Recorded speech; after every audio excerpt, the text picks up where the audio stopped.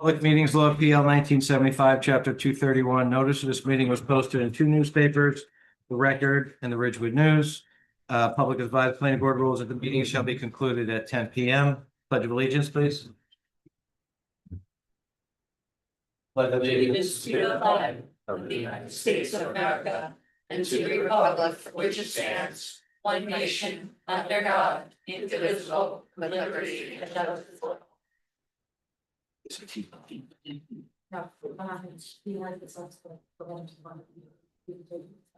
All right, we're just going to move the agenda around a little bit. If we could hear 6 Meadow Lane, Ariel and Matthew Hassan first.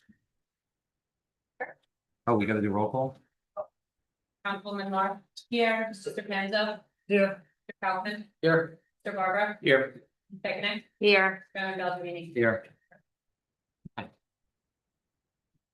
So we are looking to change a window egress to our basement into a stairwell with a real door. And in order to do that, the stairs will cross a setback line. So instead of having 40 feet to the edge, we'll have 32. So we're looking for. Okay, all right, but, okay, just, you're gonna testify, I have to swear you in. Oh, that's part of our right. procedure, that's all right. Do you have any witnesses other than the two of you? No, okay, all right. All right, state your full name and address for the record. Ariel, 6 Meadow Lane, Westwood Lake, New Jersey. Okay, all right, could you raise your right hand, please? Do you swear to tell the truth, and nothing but the truth, so help you God? Yes. Okay, all right. We pre-marked this, your exhibits, have your application marked A1. Some photographs is A2, the topographic survey dated January 24, 2022. There's handwritten notations on it, A3. And the Negligent Engineering Review Letter dated October 22nd, 2025, that's WCL1, and the zoning denial letter dated September 18th, 2025, WCL2. Okay, so now, I'm sorry, can you tell us Yes. what you want to do? So there's an existing window well to our basement that we would like to change into a stairwell with a door. So that we can have easy access to our basement. And the stairwell will cross the setback line. So we're looking for an 8-foot variance to make that stairwell. Is the entire stairwell going to be in the setback line? No, just like a couple of steps, it's going to cross into it.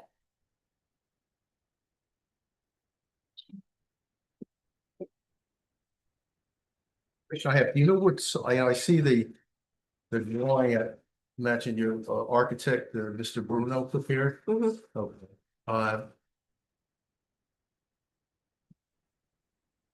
And what he drew.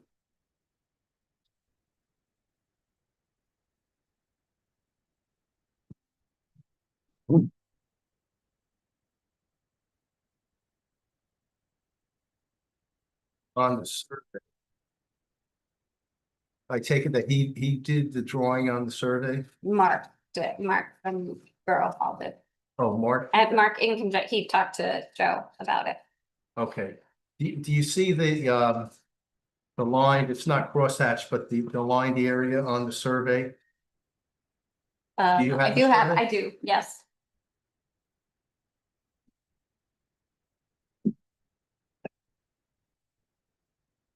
Yeah, this thing, that's this.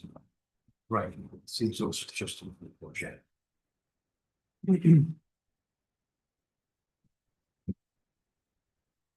Yep. The where he drew the lines? Yeah, well, he drew the setback line, and then there's a rectangular area, and he drew lines through it. I take it that that is the structure, and he has a line going to its structure, it protrudes 8 feet into the setback. Right. Okay. But it appears that this structure, it's enclosure for the staircase, correct? Yes. Okay, it only half of it is in the setback, violates the setback. So do you know what the size of that rectangular area is? The width of the Do the- stair is roughly how many feet? 4 feet? 4 feet, I would say. Yeah, roughly. 4 feet. And it's on an angle, and so it's no more than 32 feet. 4 foot by No. 8 foot. Yeah, no, Yeah. The encroachment part is 8 feet, it says, right? that's what Mark said we would be encroaching, would be 8 feet into the setback. But what I'm trying to get at is what the area is that actually encroaches. It's not that whole rectangular area. It's only about half of it. It looks like a very small area. It is a That's- very small area. And- over. He said it would go 8 feet If over. the architect was here, he could probably tell me how many square feet it is, but all right. We could use less than 32 as a. Yeah, it's probably 32 is probably the max. Okay, And this is just to access the basement, correct? Yes, okay. And just for the record, and we do have the survey, your house is located on the cul-de-sac? yes, Okay, and that causes it to be set back a little bit further because of that, and that creates this condition, which is a hardship when it comes to the rear yard setback. Okay, shaking your head, yes. Just gotta say yes. yes, oh, yes, sorry. All right, do we need to? I don't think you need to hear anymore. I mean, that is pretty straightforward. Do we have any questions for the engineer? Right?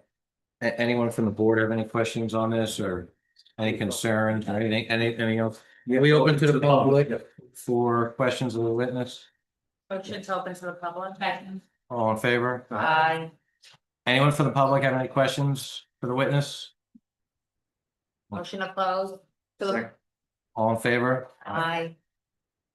We get a motion to approve this application. And this is only, this variance for the rear yard variance is only for this purpose. It's not for any other. Roll call. Nothing else planned. Mr. Penza, Yes. Mr. Kaufman, Yes. Barbara. Yes. Chairman Bellamy, Yes. Ms. Pickett. Yes. Approved. Thank you very much. Just let me, before you leave, before you, okay. There's more. There's more. More. You're not represented by an attorney, so I'll just tell you, at our next meeting, we'll have a resolution of approval. Nobody appeared here tonight to object to it, but the resolution, it gets adopted by the board and then publication is made in the newspaper. And if somebody wanted to appeal the board's decision, they have 45 days from the date of publication to appeal, so you may be involved. So if you decide to start with permits tomorrow, you run the course of a risk of someone appealing the application. Yes. Got it. Want to play it Just a, safe? just a warning. Okay, Okay. All right? yep. Thanks, guys. Thank you.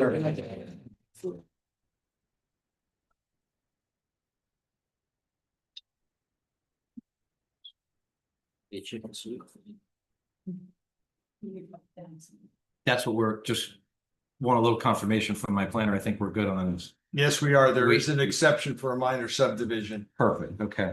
The lot area becomes a C variance. Okay. Next application is going to be 54 Prospect Ave LLC.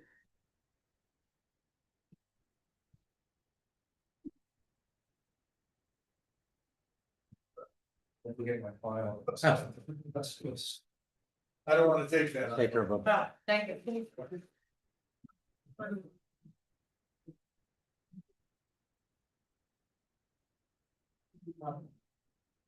Thank you. Are you gonna have anybody plugging up the computer or?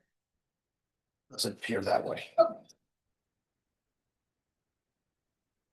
I thought.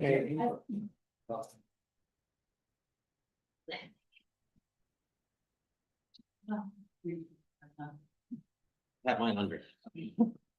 I wish to share. You guys. No, I got one. I thought we were gonna say nothing. Yeah.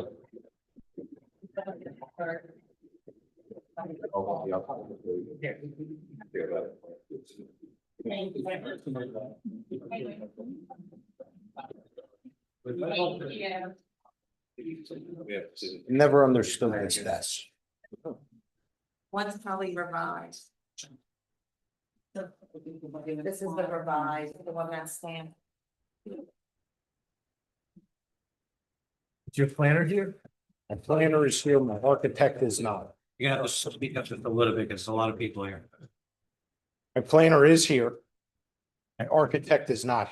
So, He working his way in or is he not? he gonna is make not it? working his way in. He is not working. He his- is not working his way in. Um.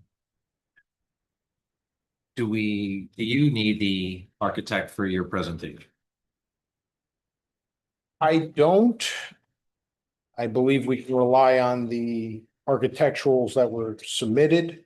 I guess first, Chairman, members of the board, Santo Lampi on behalf of the applicant. This is 54 Prospect Avenue. We're here for a minor subdivision with C variances. It's block 2702, lot 10. With respect to the chairman's question, we've submitted architectural drawings to show what the houses that would be constructed after the proposed subdivision would generally look like. I don't know that they're required to be submitted when you do a minor subdivision. A lot of the times we do not provide architecturals because obviously 1 and 2 family homes are exempt from site plan review, and it would just go to the building department at the time of building permitting. But it was requested by Mr. Curis. We did provide it, obviously. Unfortunately, the architect is unable to make it this evening. I understand that something happened and he's not able to make it this evening. So, Chairman, I'm prepared to move forward with my engineer and my planner. If there are questions regarding architecture, I do have the client here that could possibly Is your answer those client gonna be questions. constructing the homes on the site? That is the intention, yes. So if we have questions on the architecture, your client could attest to them being sure. Yes. Okay. But if the board's uncomfortable, I understand, Chairman. It's your applications, so. Thank you, Chairman. All So, right, so we have proof of notice and service. Yes. Okay, and that was so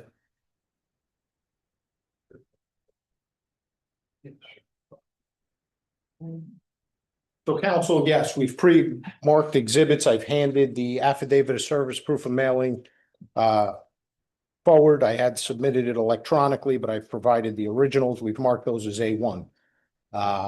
We've marked the application itself as A2.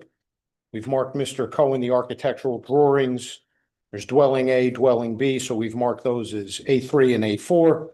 We've marked the existing condition survey on the Hauser engineering plans as A5. We've marked the proposed subdivision map as A6. And we have a planning exhibit that Mr. Pesolano will testify to when he gives his presentation. We've pre-marked that as A7. Then we've got the various review letters from the borough that we've pre-marked as WCL 1 through 7. Those are the Neglia Engineering Review Letter dated September 2nd, the DMR Planning Review Memo dated September 17th, 2025, the Park Ridge Water Comment Letter dated March 5th, the email from the Police Department dated March 11th, the DPW email dated March 14th, the Shade Tree email dated November 5th, and the Fire Department email dated November 6th. So we've pre-marked those to try to move the process along as best we can. Happy to report the Water, Police, DPW, Shade Tree, and Fire Department are all okay and didn't have any comments that couldn't be addressed. Any comments that they did have will be addressed. I believe it was really just the Fire Department that had a comment with respect to fire hydrant and access. So we can absolutely address that. So with that, if you allow me to, Chairman, I will talk all night. So I'd just rather have my engineer come up and start his presentation.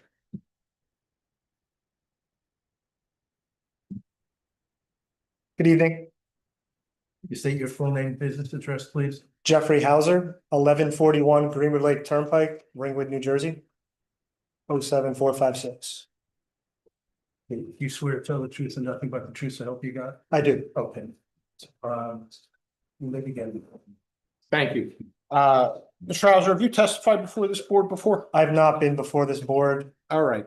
Can we go through your qualifications? We can start with grammar school and just take us all.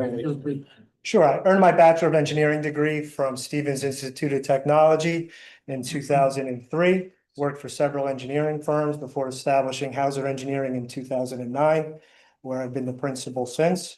I've appeared before numerous boards throughout northern New Jersey. Most locally would be Saddle River, Upper Saddle River, and Westwood. You're licensed in the state of New Jersey and that license is current in good standing? Yes, Chairman, I ask that we accept. Thank you.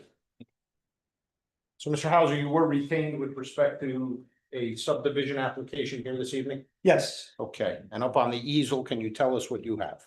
Sure. So this is the existing conditions, okay, sheet one of the set. So the subject property is located in R15 zone. Known as in block 2702, lot 10. It is oversized. It is 20,511 square feet. It has frontage of 163.98 feet and a lot depth of 119.11 feet. It generally slopes from the northeast, from the northwest to the southeast. There's roughly a 10-foot change in grade, which is approximately 5% over that distance. The property is currently developed with a two-family home located in the center portion of the property. The property is accessed by a driveway to the garage over here is a detached garage. The location of the existing house is actually non-compliant. There's an existing front yard variance where the porch of this dwelling is 23.9 feet from the front yard where 40 is required. The applicant is proposing a demolition of all of the existing structures on the property and the subdivision of the lot to create two lots that would each have their own single family dwelling. Each dwell, and I'll put to So for purposes of the record, Mr. Hauser, we had marked that as A5, and what you're showing now is the subdivision map, and we've marked that as A6. So subdivision will create two new single family lots. Each have their own attached garage and driveway, 16 feet wide. We designed the driveways with turnaround areas here. That will help facilitate safer access to the road so people don't have to back out onto the road. That's like a 15 by 15 foot area on each driveway. Each dwelling also would have a rear patio that's roughly 300 square feet. The dwelling on lot 1.01 to the west would be 1,572.1 square feet. The dwelling on lot 2 would be 1,504.3 square feet. Both of these dwellings are compliant for coverage right at 15%, which is the maximum permissible. The proposed dwellings will be compliant for front yard, rear yard, and side yard, as well as building height.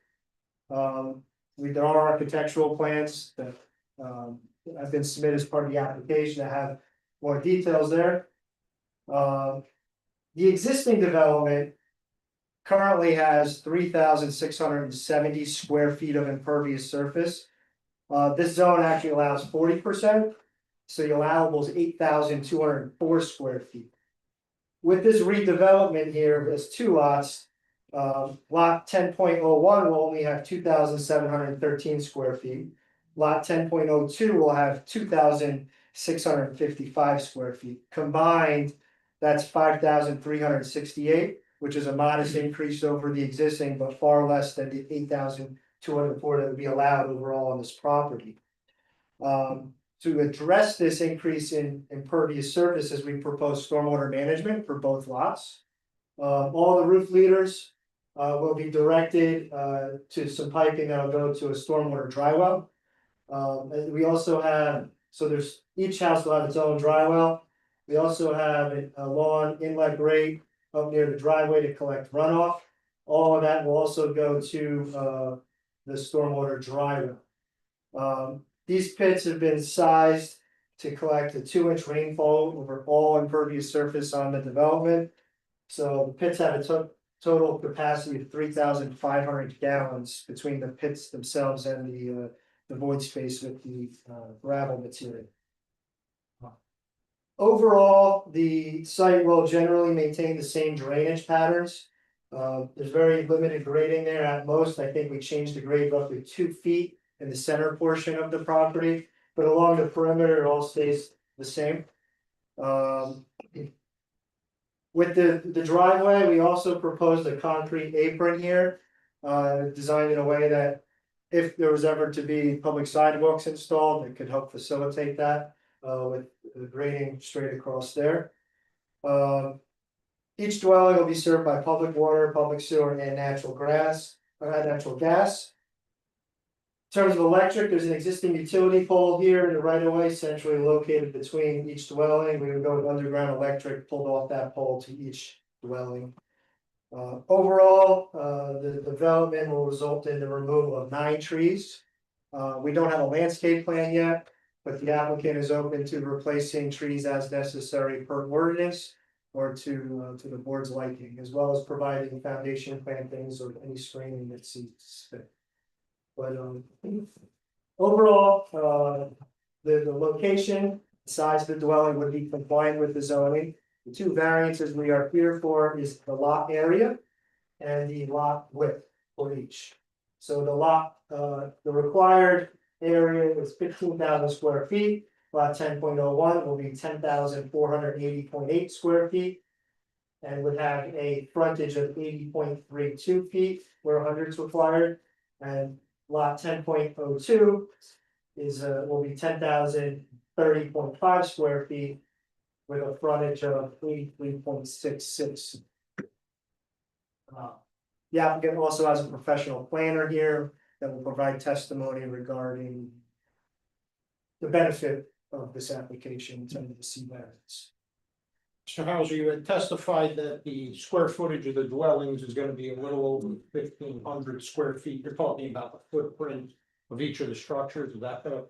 Yes, And with respect to each of those structures, did you undertake and talk to and work with the architect with respect to height calculations to make sure that they would comply with the borough ordinance? yes, And is there anything on the plan that shows how that height was calculated and points? yes, the building height in the borough or in the municipality here is defined as the highest point in the average natural grade. We did extensive natural grade calculation for each of these lots, this portion of the plan.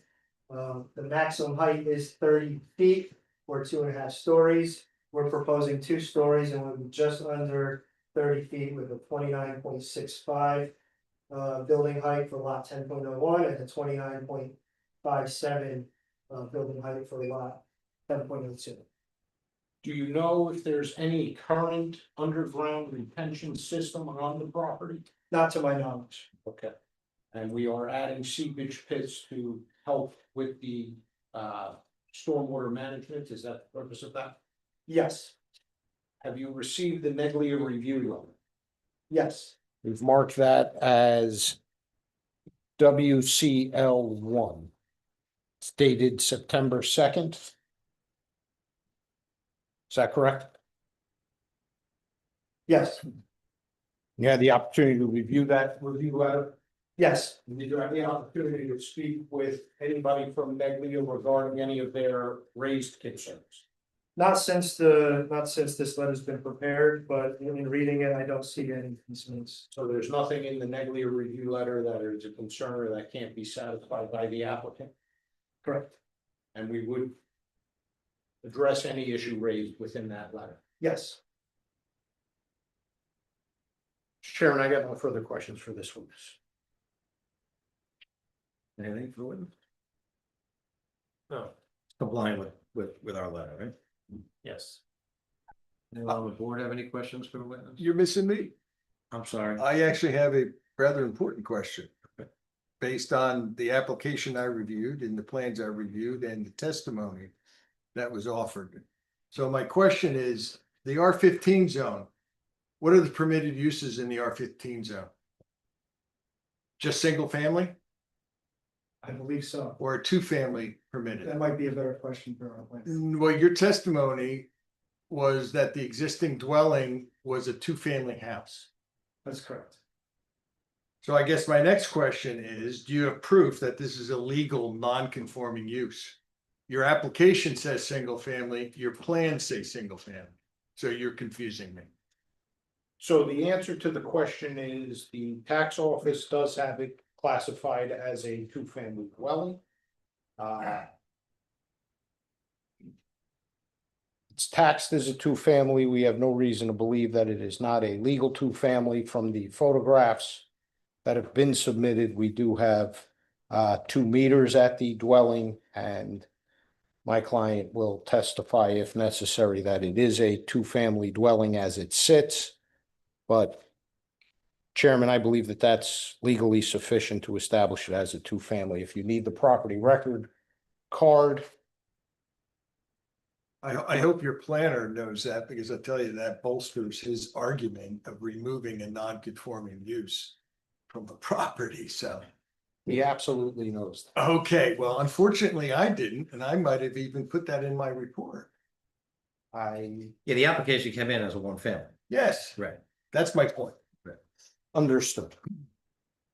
That's actually worse And than, when your client purchased it, he probably got a CO, so he could testify as to what that CO Correct. was for. So council, these are copies. I don't know. They're obviously the borough records. So I have no problem marking them and submitting them. It's your application. If So- you want to mark them and submit them. I don't know what it is. I'm you're gonna- holding, but we'll take a look. Okay. So for purpose of the record, we'll mark it as A8. And council, this is the property record card.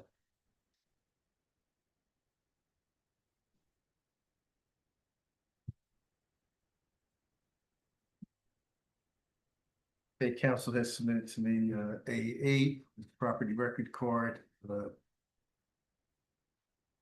does indicate the type and use. Two-family. As a two-family. Council, do you want to maybe amend the application to just reference that the present use is a two-family residence? I would absolutely like to do that. Is that okay? Yeah. that actually reduces the burden of proof. In council, I've marked as A9, the current tax bill for the property, which I would submit to you that under building, the 2U designation in that top left-hand corner indicates that it's 2 units.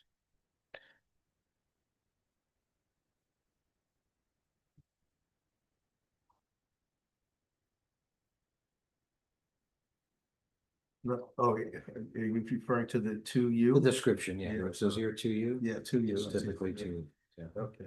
For the record, that's marked A9. Does the rest of the board want to see these documents as well, or you're okay with Sal's testimony? I'm just reading it, but it says. We trust what Sal says. Thank you, Chairman. Rely. I misrepresented to you. A10 and A11. I will submit that A10 and A11 are photographs of the existing structure. Purpose of the photograph is to depict the 2 meters as seen, as well as the 2 mailboxes. We could just pass these. Yeah. Thank you, Mr. Trost, for bringing that to our attention. And I apologize for the mistake in the application. That's okay. Do you have any other questions for Mr. Trost? Any other? No, I mean, that kind of struck me a little odd, since that's a huge planning argument to the applicability of the C1 and C2 criteria. That's why he's an engineer and not a planner. Probably will be covered by the plan. He will, I'm sure he's gonna hit that ball out of the park. Do we have any questions on the board for the witness? I mean, obviously, I think that the biggest thing here, probably from an engineering point of view, is the improvement in drainage when this is done. Correct, I think, yeah, they have to. In other install words, you can attest the existing drainage on the property there is no existing drainage Not that I. retention at all, No, right? And when this is complete, it'll meet whatever the current guidelines are, which would be substantially better than what they currently. correct. You've been to the site? Yes, Have you noticed any drainage issues on the site? no. Excuse me, Sal.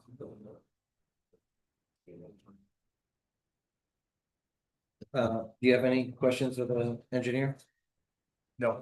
No. I just. We get a motion to open to the public? It's open to the public. Second. All in favor? Aye. Does anyone in the audience have any questions for this witness? Please stand up, state your name. I think you know the routine. Come on, you have to just come up so it could be heard. Not a big deal. My name is Gwen Levine. And the house directly behind me on Prospect Ave is a two-family home, so I don't think it's non-conforming there.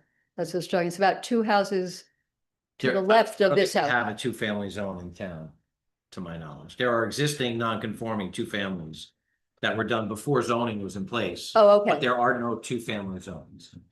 This one is right behind my home. It's being used as a two-family, Oh, okay. but it's not zoned for a two-family. I see. Okay. Okay. I heard non-conforming and I knew there were some there, so I Yes. just thought I'd say something. Hey, Their use existed probably before the zoning ordinance was enacted. I So see. they're Pre-existing, non. I see. That makes sense. The question was, the application said it was a one family when actually it's a two family, Got which it. is now clarified. Okay. Thank you. Thank you, Ms. Levine.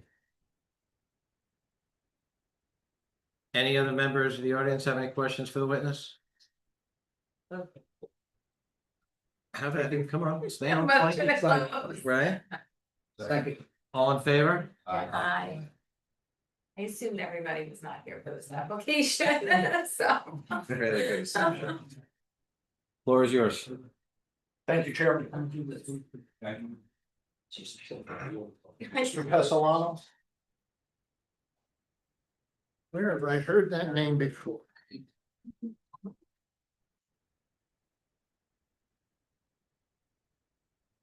Good evening, everyone. Good evening. Want to swear him in? So sorry, I'm just looking at the exhibits. Do you swear to tell the truth and nothing but the truth to help you God? I do. Okay, state your name, what is this address? I'm Michael J. Pesolano, that's spelled Pessolano, licensed professional planner in the state of New Jersey.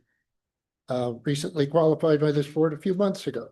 I could go on, but No, I wasn't waving at you. I just asked them to close that door. that's appreciated, Mr. Chairman. I think you testified on Dr. Karimi's application. Exactly. Yes, he has testified before this board So, and we'll accept him as licensed. Still currently licensed, right? Yes, last time I checked. So, Mr. Pesolano, let's just go through a couple of things very quickly. I have marked and submitted to the board A8, which was the property record card, A9, which was the tax bill, A10 and A11, which were two photos of the subject property. That is photo A10, this is photo A11. Have you been to the site? I have. Did you photograph the site? I did. Do those photos look familiar to you? They certainly match what I saw in my two visits to the site. And you note that the photo that was marked as A10 has two utility meters? Yes, that's one of the first things I noticed on my observation of the subject property. And you also noted that there were two mailboxes? Yes. And A8, which was the property record card, have you seen that? I have. Did you actually look at that record? I did. And did it confirm for you that this is a two-family as it sits today? Yes. Okay. You have an exhibit, but we've already marked it as A7, but we have not submitted it, so whenever you're comfortable and want to hand it out, if you can take us through the planning testimony with respect to that, which is being soon. I think it makes sense to distribute it now. So we'll take half on this side. Pass them around among yourselves, please.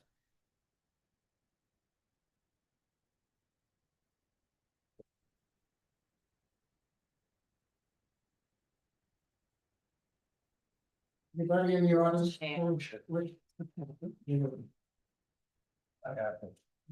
Everybody have one? Okay. Do we need any more? I think we're good up here.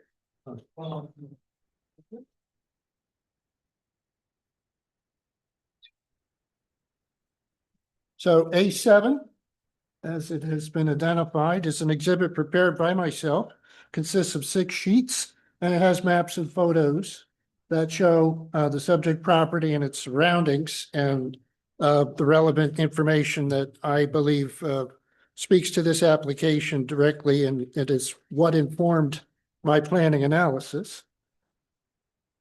So on sheet 1 of H7, we have a excerpt of the borough's tax map for the subject area. And in the center is the subject property in yellow. Key takeaway from just a glance at this, there's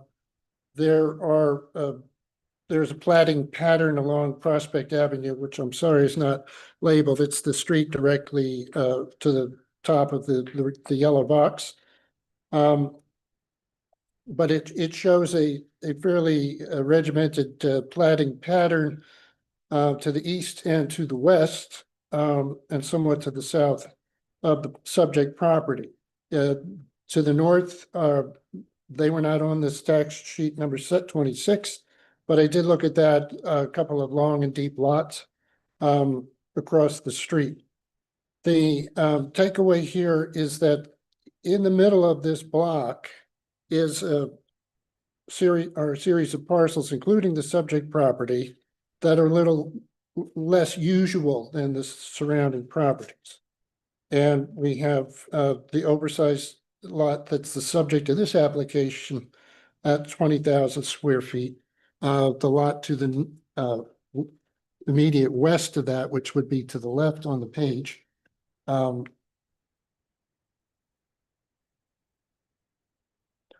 with me,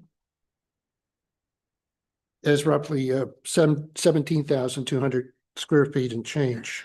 And then to the south, you see a couple of others that are slightly smaller than those two. And then the balance of the properties along that block on the north side and the south side of that block are undersized, surprisingly. So roughly 12,000 square foot lots to the west of the larger ones, and a mixture of from 6,400 square feet to 12,000 on the east side. The road to the south of this block is Campbell Avenue. I'm not sure if it's Campbell Avenue or Campbell Drive, forgive me. Let me just see if I can verify. Campbell Avenue, excuse me. You can see a string of 50-foot wide lots. Each of those hosts a dwelling upon them. So this image speaks to the platting pattern in the neighborhood. On to the next image, which is on sheet 2, simply an excerpt of the zoning map superimposed on a aerial layer showing the subject property clearly within the heart of the R15 zone. On to sheet 3 is an annotated aerial image that shows more detail and land use in the subject area. We have our property in a dotted outline in the center, and to the east is a string of two-family dwellings. And the application I was here before on is diagonally across the intersection of Kinderkamek. That is a two-family as well. That said, the borough has held firm on keeping this a one-family zoned area despite the presence of a concentration of those types of uses. Sometimes in that situation, after a master plan and a rezoning is considered to make certain non-conforming uses conforming, the borough has chosen to stay with single family as the preferred land use, as you know. So we have all the rest of the properties used for single family detached dwellings. We can come back to this if you want. You can see the subject building at 54 Prospect Avenue is skewed from the center, but that's immaterial because it will be removed and the land divided fairly evenly to accommodate two new conforming single-family uses. And speaking of that, on sheet 4 of 6, I attempted to represent the visual feel of that very effort on the ground. The lightly shaded boxes are representations by the map preparer, not me, of where the existing buildings are on the ground. I attempted to present the shapes that are outlines on the engineering drawing onto this image at their approximate setback. And this is not a scale drawing, but a representation. What it says to me is that by virtue of this proposal and two modest dwellings that are the heart of the proposal, we're going to produce greater visual harmony along this entire stretch of Prospect Avenue by virtue of this subdivision, plus other benefits, which I'll come to shortly. So that is the visual representation. It even tracks nicely with the homes behind on Campbell Avenue, in my opinion. Then sheet 5 of 6 are 4 ground photos taken by myself. And in the upper left, we see the subject two-family dwelling. In the upper right is a more distant view from Linda Terrace showing the subject property. In the center of that, image 3 in the lower left shows the side, the east side of the subject building, and image 4 shows the wide yard area between the dwelling and its garage on a site. On the last sheet, 6 of 6, the two-family dwellings I spoke of to the east are shown in the upper left image. The upper right image shows the dwelling immediately to the west on the same side of the street. Image 7, the white dwelling, is generally opposite the subject property. And image 8, 2 more dwellings that are kind of opposite, somewhat to the northeast of the subject frontage. So that paints the planning canvas for me as far as what's important to the analysis of the relief that's requested.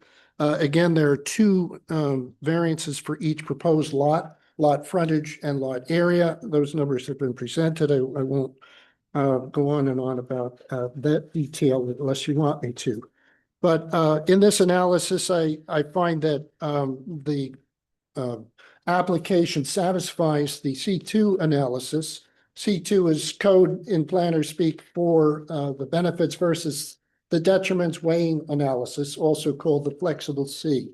And it allows for an evaluation and granting of variance relief where the benefits of the application as a whole, including this relief, substantially outweigh any detriments. So with that, it's a 5-part test to evaluate whether it meets the C2 criteria. This is straight out of the statute. First is to identify, is it a specific piece of property? Yes, we have a pre-existing 2-family non-conforming use property that's oversized. That is very specific piece of property, in my opinion. The next part of the test is to look at the public benefits that would accrue from granting of the approval. And public benefits derive from the purposes of zoning in the municipal land use law. Subsection D2 enumerates a number of purposes of the municipal land use law, also called the purposes of zoning. And several of them would be satisfied very squarely by this proposal as follows. Purpose A, the most important one, is to promote the general welfare. And this would be promoted by 2 conforming modern dwellings with adequate facilities, elimination of a non-conforming use, thank you, David, and elimination of front setback deficiencies for that existing dwelling, as well as enhanced management of stormwater. It's rare that a development proposal hits all of those high points in my experience. So this really clears the bar very nicely with that alone. Purpose C is also advanced. Purpose C is to provide adequate light, air, and open space. That's categorically found because all of the yards are conforming, as well as the height. There's no diminution to any neighbor by virtue of the proposed development. Therefore, adequate light, air, and open space as the governing body saw fit to declare it by setting these side yard standards is clearly satisfied and advanced. Purpose H speaks to the lessening of congestion in the public ways by the arrangement of the driveway and the ability for a vehicle to come out head first and go in head first lessens the opportunities for conflict from backing maneuvers into a busy road, which is Prospect Avenue. It's not super busy, but more busy than a local road in my observation. And purpose I is really the key in a C2 analysis. Purpose I is to promote a desirable visual environment. And by virtue of sheet 4 on my exhibit, it leaps out to me that this arrangement will provide for a nice rhythm and cadence of not just buildings, but spaces between the buildings along the south side of Prospect Avenue in this specific area. It can do nothing but provide for visual harmony, in my opinion. Just between the two lots, the subject property and the one immediately to the west, there's roughly 300 feet of frontage between the two.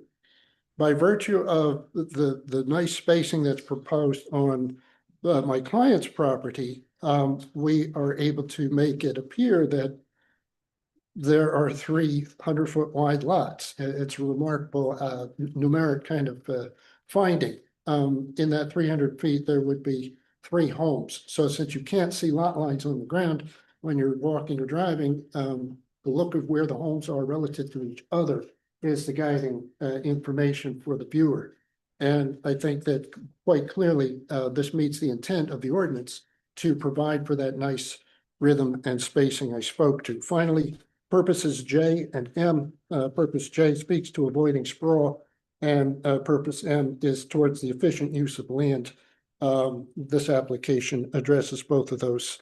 I do not see any detriment to this application. There are proposed tree removals, unfortunately a necessary part, but the good news is they can be replaced with new specimens, and that deficiency can be recovered quite easily. As to the negative criteria, the lots are reasonable in size to enable compatible dwellings. Again, these are modest. These aren't overdone homes by any stretch. You can see that in the plans quite clearly. And it allows these dwellings to be there without any yard or coverage deficiencies or height deficiency. Adequate parking and then some is provided in a customary manner on each lot. And I emphasize the and then some. There's no street parking on Prospect Avenue, so each of these lots needs to hold its own for the occupants and the occasional visitors. These driveways at the home setbacks plus the turnouts will do just that. So a good place to have a little surplus of parking, in other words. So that's not a detriment. And any visual interference can be supplemented by plantings if the board so chooses as a condition. But the visual harmony and elimination of a non-conforming use will result here. These are substantial benefits rather than detriments. As to the second prong of, and this is part 4 of the 5-part test, if you lost the count there, is to evaluate any impairment to the intent and purpose of the zone plan, which is the master plan, as you know, or the zoning ordinance. This actually, I find, supports the planning vision of the master plan, most recently done in 2022, by eliminating a non-conforming use and reinforcing the preferred single-family detached use here. One family remains the borough's choice for use moving forward, despite a string of 4 two-family uses adjacent to each other in this specific area. This also implements the intent of the ordinance as to producing orderly development when seen from the public perspective. So part 5 is how do these things weigh out? On balance, I believe that the overwhelming public benefits of this application as a whole substantially outweigh any detriments, and a superior planning outcome is achieved. In conclusion, the application exhibits good design, improved visual harmony, will have public benefits beyond the the subject property and clearly meets the C2 criteria for the requested relief, and I submit to you respectfully, your approval is warranted. Thank you. Castellano, just a couple of quick things. Obviously, stormwater management would only bolster your testimony with respect to improving the current conditions. Well, that was incorporated in purpose A findings, that the additional stormwater management is a public benefit here. And I heard you talk about, obviously, the removal of a non-conforming use, but there are also non-conforming structures. The detached garage at the rear of the property, is that non-conforming as well? with respect to- Good question. I didn't specifically evaluate the setback of that structure. Okay. I told you that it would conform under the zoning ordinance, specifically under the section 38011. And I showed that to you. Would that help you in terms of that analysis? I think it makes your case, yes.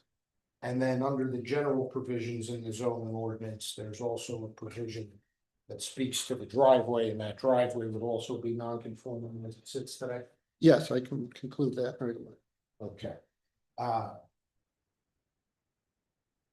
Do you have the opportunity to review any of the memorandums or review comment letters, specifically both the DMR and the Neglia comment letters that have been marked as WCL 1 and 2? I did. Or any of their comments need to be addressed by you in a planning capacity? I understand, obviously, I mistakenly indicated a single family house on the south end. If there's anything in the DMR letter that maybe was applicable, notwithstanding that fact. Now that we've clarified that, I see no interference with the board's understanding of the nature of this application. I don't find any follow-ups needed with Mr. Trust's good commentary. He did point out the need to look at the plating pattern in the surrounding area, which we did in my testimony. So I still conclude that this is a very good fit proposal in the subject setting. Aaron, I have no further questions for Mr. President. We have a question with me, it might be. It might be for the engineer, just for the plan, there's a drawing on the plans that has checkered. It looks like it's a patio in the rear of the property. We just want to confirm that's grade level patio on both houses. One of them is obviously just inside the 50-foot setback. That would be the one on the westerly side, Those, right? are those cross-hatched areas, are those patios? Because it says grass on one, but. Are those, That grass underneath is actually from the existing survey. It isn't that. it is a patio. Grade level, Accurate, yes. grade level pass. So approximately 300 square feet, you said? Yes, one is 310 square feet, one is 320 square. Okay, but it's not raised at all. No, Thank you. Sorry about that. And I don't know if any, I know your architect can't make it tonight. The footprint was 1,500 approximately square feet. Do you know what size these homes are total? The total, I believe they're either just at or just under 3,000 square feet.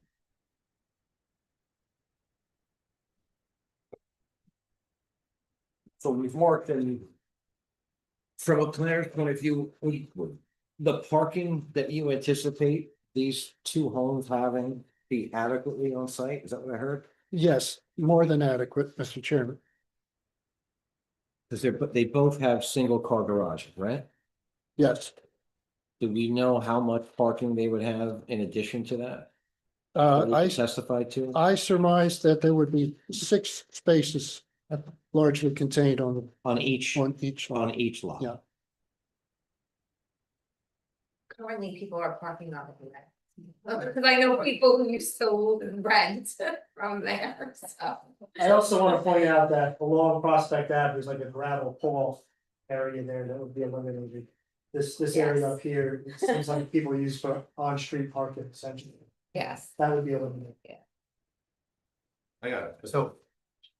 I'm curious about the 6 cars. Where would the 6 cars park? So Well- there'd be a stacked parking? Yes, tandem parking.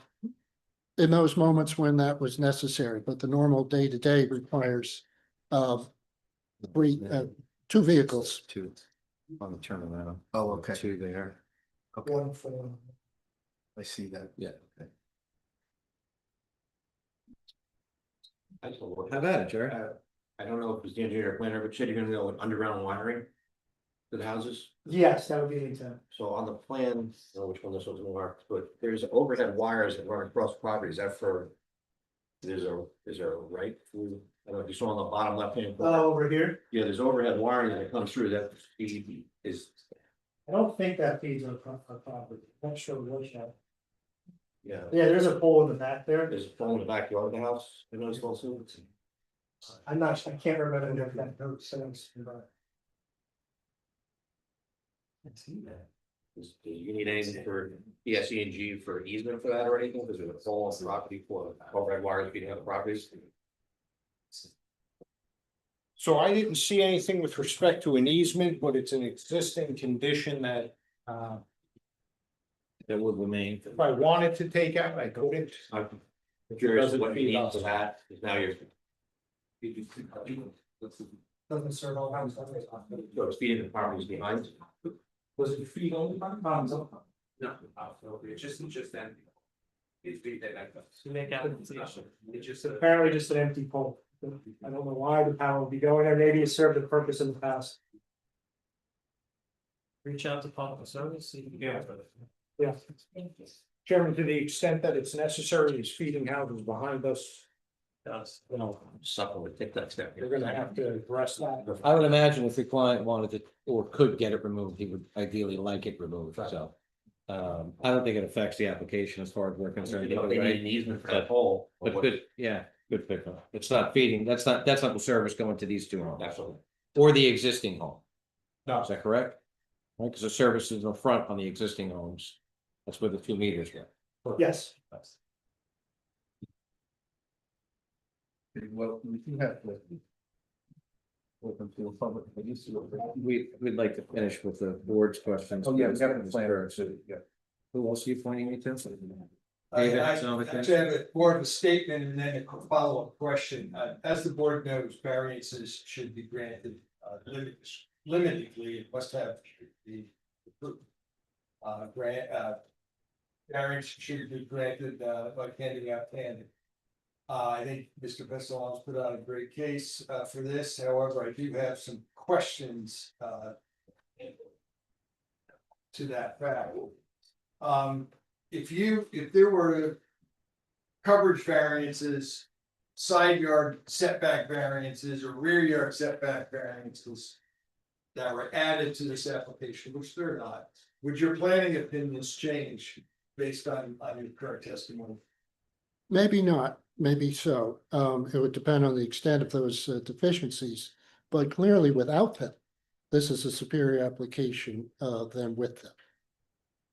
The point being is. As a longtime zoning officer and planner, I don't like to have other applicants come in and start feasting on actions of the board. This, obviously, each application stands on its own, but. I'm a planner, if I did, I would be reaching out and looking at other applications that had been approved. This one, if it had other variances like coverage, building coverage, lot coverage, side yard setbacks, my planning opinion would be significant. I'm shocked that they didn't try to sneak a 2-car garage in and go for a side yard variance personally. I can make it a two-part. I mean, I just think you wind up with a better. 6 months. But I would be honest with you, I don't disagree with I that. think you wind up with a better product. I don't disagree with that either. You wouldn't have the engineering for it to be heard, so I don't think that we can do that tonight, but. Any other questions for this witness? No, I'm good. I wish I could, I've known Mr. Pessalon for that, so. I wish I could. He's been harass before, him. I think he's been before our board before as well. We have. Do you have any questions, Paul? No, just for council though, I know your architect's not coming tonight, and you have to open to the public for the floor, so before we do Do you that. want the planner to run through some of the architect or the engineer to run through No, some of the architect? Just, What you submitted is A3 and A4. Correct. For your elevation drawings. A2 and For, you're stipulating that the homes will be constructed as depicted on the elevation drawings, and the floor plans will be consistent with what is on A3 and A4. So I will stipulate that we will construct the footprint that is shown in terms of the actual interior layout of the floor plans. I don't want to be, you know. Just got your architect is late, you shouldn't fire.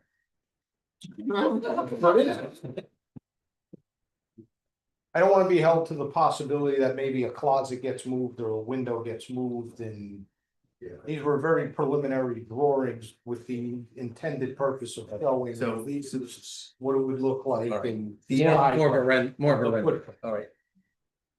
Because this board doesn't have jurisdiction over single family and two family homes from a site plan point of view. Well, you presented these plans and these elevation drawings as to, I absolutely did, at the Okay. request of the. so would you stipulate that it would be substantially similar to what you submitted? Yes, Okay, and the elevation, the drawings of the homes, the style of the homes would be as depicted? Perfect. Okay, I think that's important for the board to know, but thank you. And also you're stipulating the garage will be permanently removed, the existing garage, as well as the shed that are non-compliant. Yes. Okay. We open to the public for instance, Second. and all in favor? Aye. Anyone from the audience have any questions for Mr. Pasquale? I keep pronouncing your name. That's all. Castellano. fake it till you make it. Yeah. You think I'd have a hard time with it? And Motion to close about the second. all in favor? Aye. Thank you very much. I thank the board for its usual courtesy and fair treatment of my part of this application. Well done. So council, I only have one request other than approval, which would be that I've been running into an issue with the recording of subdivision deeds within the 190 days required by statute, and the demolition of houses that have occupants in them. So there was a comment about if the board were to vote favorably upon the application, that the deeds not be allowed to be recorded until the existing structure was demolished. Under the statute, we only have 190 days to record the deeds. There are tenants in the structure. Laws that prevent me from just throwing people in the street, as we all know. So my ask would be that the board allow us to record the subdivision deed with the existing structure on the property. But I would stipulate in the resolution that no new construction be permitted on either of the two lots until the existing. Until the demolition has occurred. Removed Is there a proposed timeline on that? on, The timeline of when you'd actually start putting a shovel in it? Proposed. I think it's relative to the tenant. relative to the tenants and We looking at 5 years? No, Let's hope not. Again, Are there written leases with these tenants? that's my understanding. Do you know when they expire?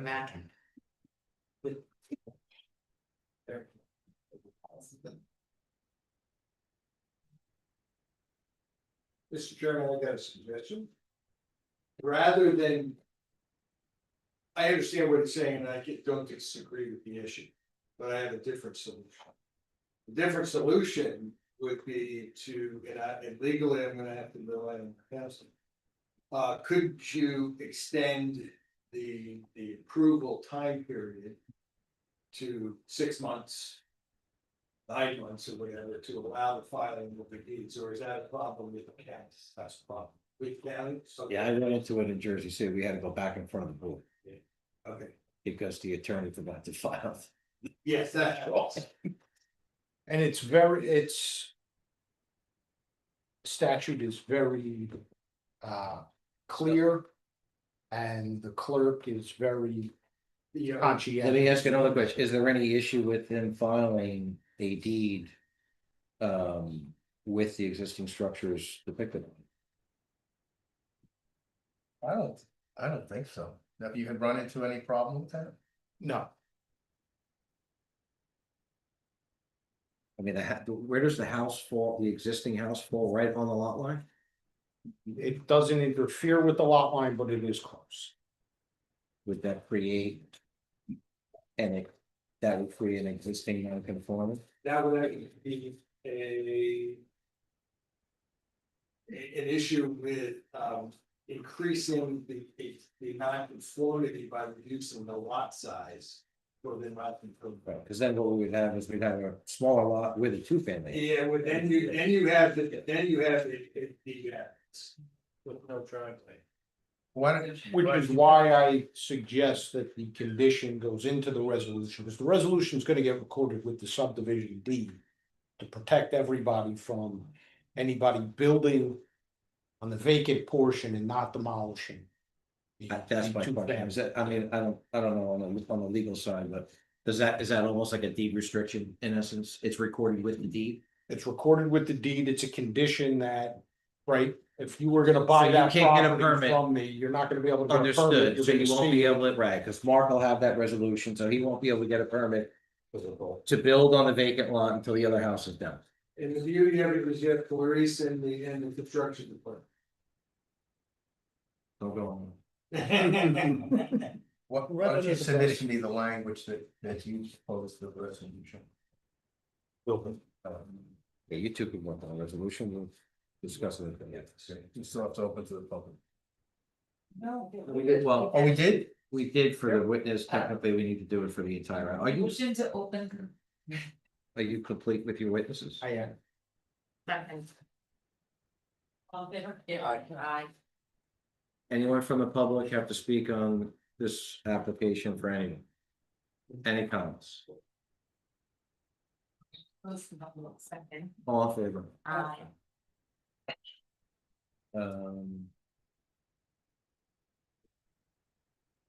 Motion to approve the application as submitted. With the restrictions. Yes. Second.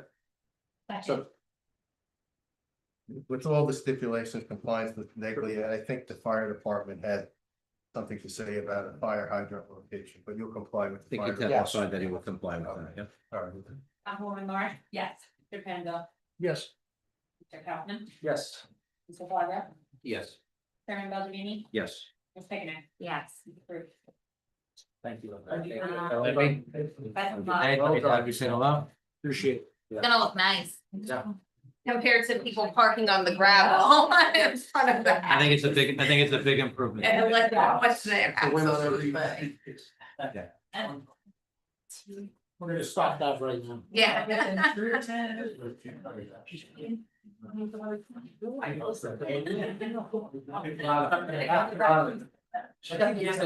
know, I'm ordering them on Amazon, the 8-week ones, I have another one.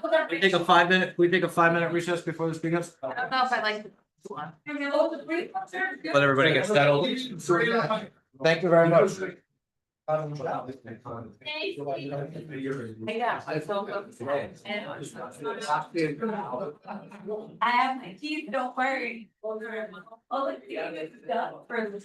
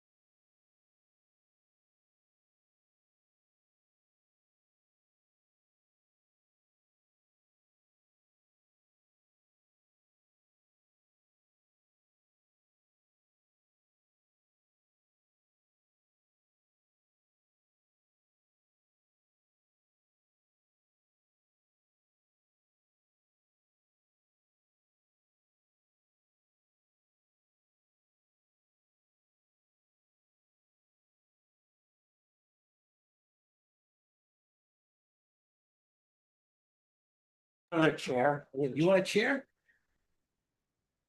Oh, we have an extra one up here, but, Got no wheels, but. all right. Engineer. I don't need him for this. Yeah.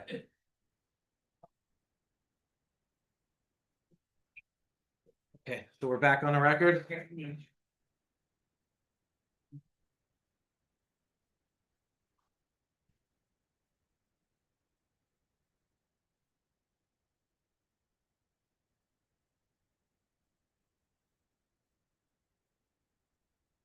You have a dentist in Wickford?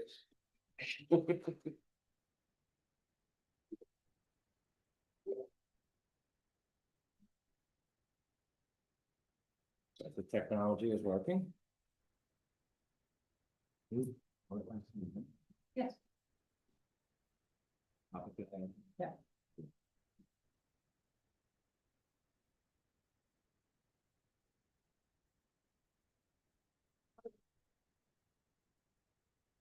Believe in the floor is yours.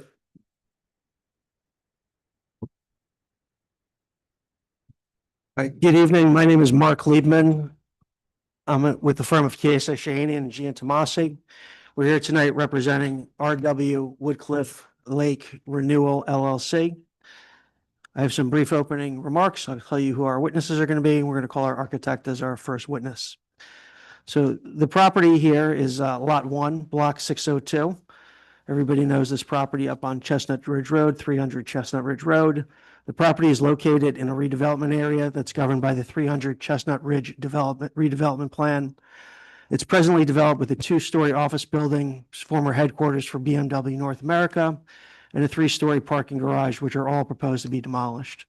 By this application, the applicant is seeking preliminary and final major site plan, preliminary and final major subdivision and major soil moving permits, an approval to subdivide the property into 4 lots and construct 47 townhomes, a new multifamily residential building containing 297 units, 2 commercial retail spaces with a total of 9,000 square feet, and a new supportive housing building consisting of approximately 26 units, which will include 40 supportive housing beds, together with 912, thank you very much, off-street parking spaces consisting of 872 that will be constructed and 40 which are to be land banked and other related improvements. The multifamily building contains resident amenities, including leasing office, fitness center, swimming pool. Proposed building and monument signage for the multifamily retail and supportive housing is included as part of the application. Out of the 297 multifamily residential units, 263 will be market rate units and 34 will be affordable. With respect to the major soil movement permit, approval to cut and move approximately 67,500 cubic yards of soil on site is proposed, and the importation of 57,300 cubic yards of soil are to be imported. With respect to the subdivision, proposed block 602 lot 1.01 will consist of approximately 0.839 acres that will have the supportive housing building. Proposed lot 602 lot 1.02 will be 5.238 acres that will have the townhome development. Proposed block 602 lot 1.03 will be 11.346 acres that will have the multifamily building. And the remaining portion close to the intersection will be 2.508 acres, and that will be of the retail buildings. We believe that this project complies in all respects with the redevelopment plan and that no variances are required.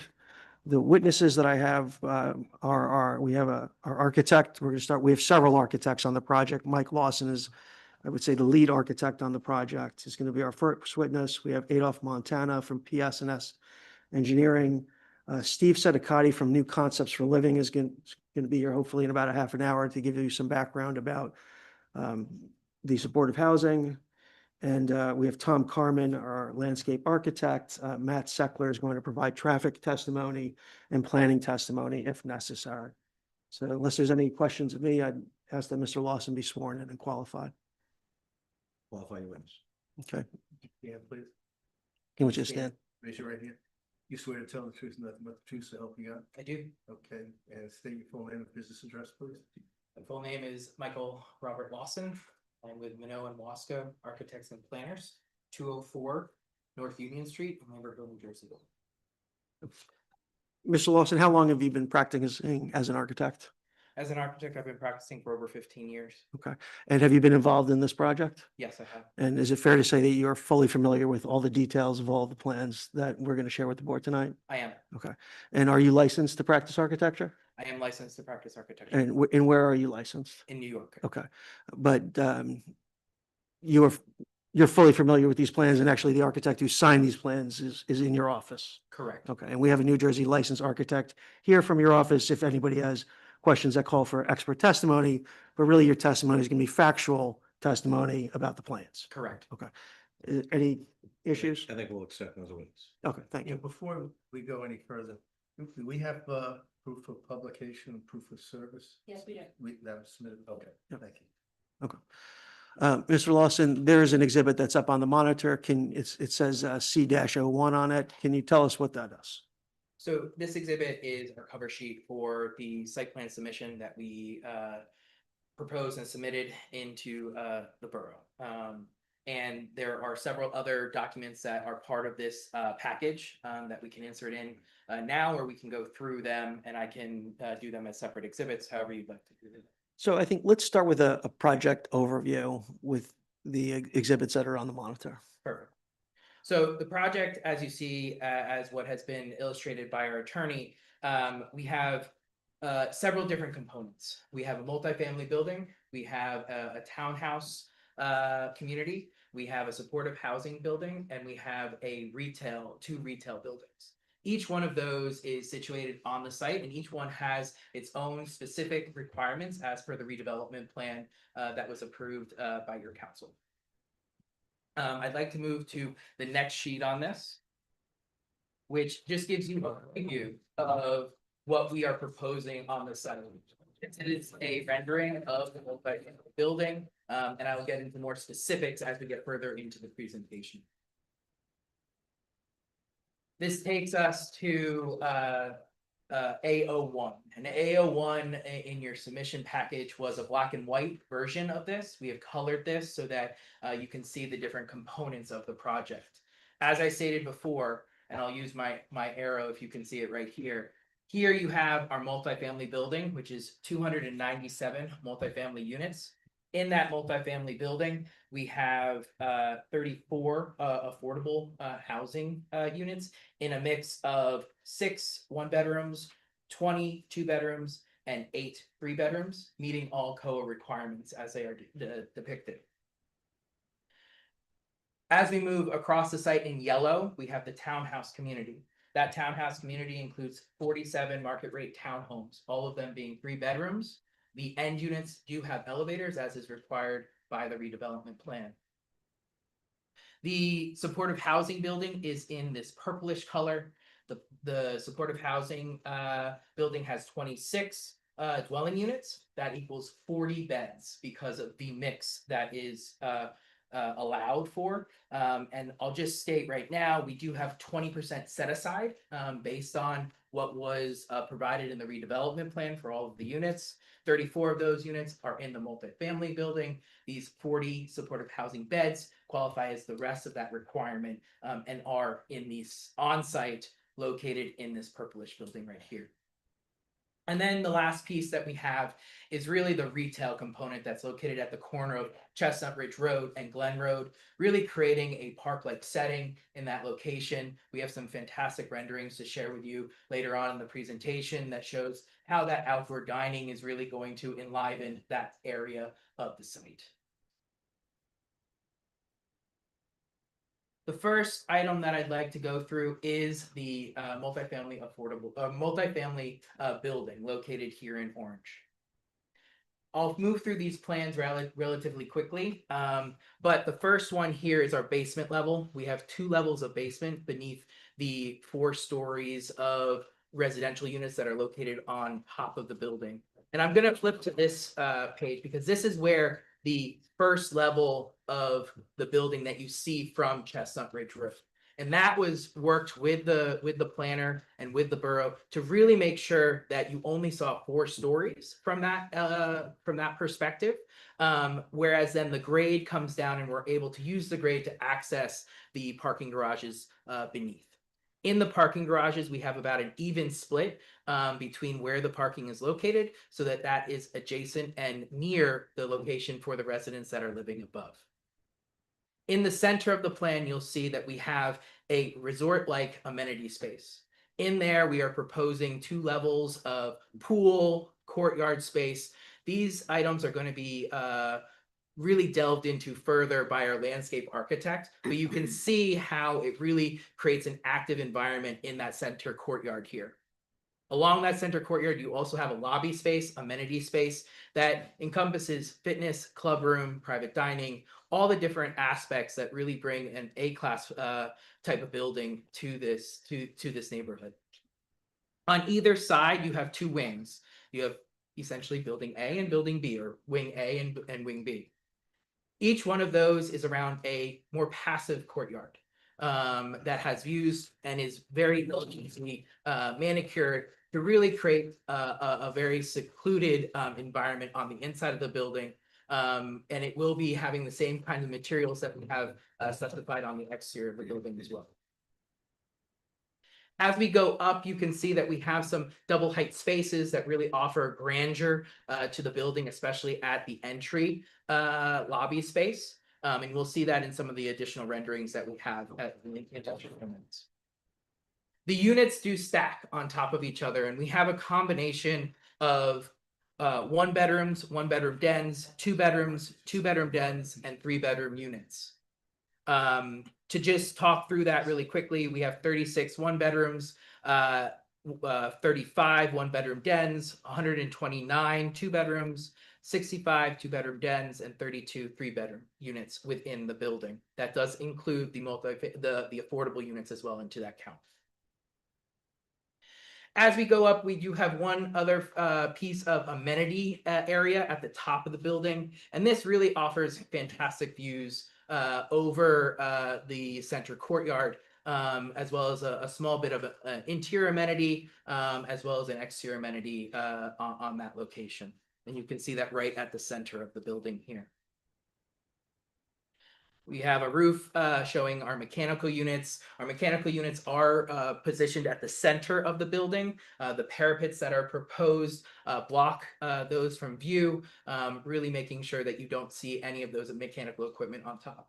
Those are only about 42 inches in height, so we believe that they are quite conducive for this type of building.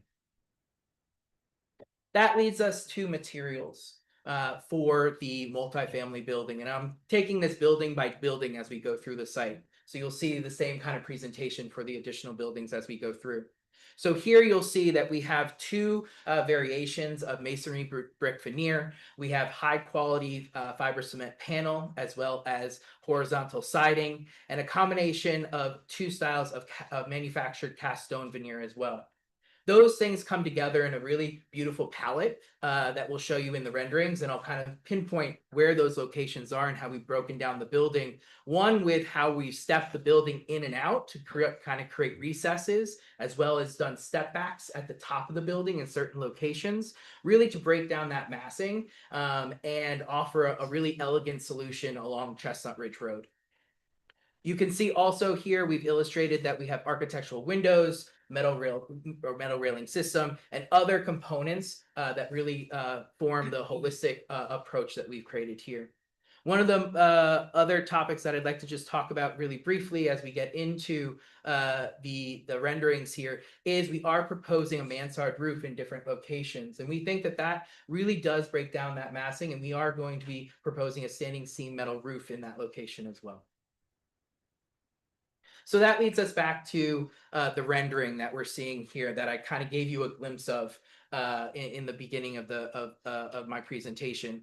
Here you can see that we have push the building back, and we've worked with your professionals to make sure that we are compliant with all the setbacks of the site, really allowing for a really beautifully manicured front yard to the complex. That front yard extends all the way through the site, which you can see here from where we have the multifamily building to the townhouses, to supportive housing, and then to the corner where we have the retail. Here you can see a glimpse of the different aspects that we have. We have the townhouses next to the multifamily building. And one of the things that we wanted to do was we wanted to make sure that it was compatible. It was really looking at the new neighborhood that we're creating, and really looking at how we were picking these materials and making sure that they were compatible all throughout the different buildings that we were creating on the site. So here you can see illustrated at the corner, we have one of the lighter colored bricks located here with beautiful brick detailing. At the top here, we've broken down the massing with the mansard roof with standing seam metal roofing, as well as beautiful dormers that allow for beautiful light and air into those residential units. And then at the base, you can see that we're using that light cast stone material that really allows for that corner to be accented and broken down from the rest of the building. Michael, can you like really zoom in on it so I everybody? can. Hold on one close look? second. And you can see how we're really thinking about all the different details that are coming in. And our clients really pushed us to make sure that we were honing in on how the architecture was coming together and the detailing that we were presenting to really make sure that this was a beautiful composition that we were creating here. One of the other items that I'll share, and I'm just gonna go like that so it's even larger, is that we do have residential stoops located along Chestnut Ridge Road. The frontage, essentially, our interior roadway that goes in front of the building. That really allows for activation, but it allows for the building to have separate front doors along that streetscape. Activating that streetscape, allowing for that to be a manicured front yard for some of those residential units, and really creating kind of almost like a downtown area along that that's very walkable, and you can get from one area of the site to the other areas. I could imagine people coming out of that front stoop and walking down to the restaurant space that's at the corner, and having a glass of wine or a family dinner there. You can also see here how we've broken down the scale, and we have that darker cast stone material being used in other locations, and that different, slightly different brick material being used to really accent and hone in on how we're breaking down the scale of the building. This is now our grand entry to the building. And here what we've done is we've taken a little slightly more modern take of what we were thinking about at the corner condition. We have large open storefront windows that really offer a beautifully articulated entry. And that's that double story entry that we've proposed in that lobby space. So you're getting 2 levels as you enter into that grand space. And we're showing that in terms of the windows that we're proposing on the exterior of the building. We have a nice hung canopy that really offers the arrival sequence that is very important. And we perceive that this is where you would have Uber, Lyft. It's where you would have the packages for FedEx and UPS delivered in this location. This is really important because this offers an area off street, off where there would be causing any traffic or worrying about any qualms that come with that. So all of those really kind of elements of the building are located in a place that makes sense, that where we know that those elements are going to happen. You can see here how we've also created step backs in the building. At this entry, we have a step back on top, so you have a 3-story reading. The building steps back at the top floor, and you can see that happening at the corners as well. And that leads us to the main courtyard. And we have this rendering to show, and the landscape architect will tell us even more about the details and how we're kind of bringing the outside inside with different areas and how he's really envisioning this site. But here you see how the materials and how the resort-like setting is really coming together. You have the pool that's here that overlooks a really beautiful view of trees and the hills of northern New Jersey, as well as then this 2-tiered approach where you have different elements underneath and a spa underneath on that first level. And then you have this open lawn area above with all of the amenities that I talked about before, really opening up right onto this center courtyard. This allows for the fitness center, the club room, all to have access and views towards this center courtyard here. All the same materials are being used here. You can see this the brickwork and the shingle siding that's being used in the courtyards, as well as the fiber cement paneling. All that being wrapped around the building using high quality materials. So we do talk about signage. All the signage that we are proposing is compliant with the redevelopment plan. And we do have certain signage to indicate where the building is going, what the building will eventually be called in terms of the branding. We do have some typical residential units that we've added in, one of each type, really showing you the level of design that's being brought forth within the project. And I'll just kind of pass through these very quickly. That leads us to the second building that we're going to be talking about today, and that's the supportive housing building. The supportive housing building, as was discussed with the planners and the borough officials, was really wanting to be located in this location because it is close to the retail area here, so that people can walk back and forth, and it really does become a nice synergy.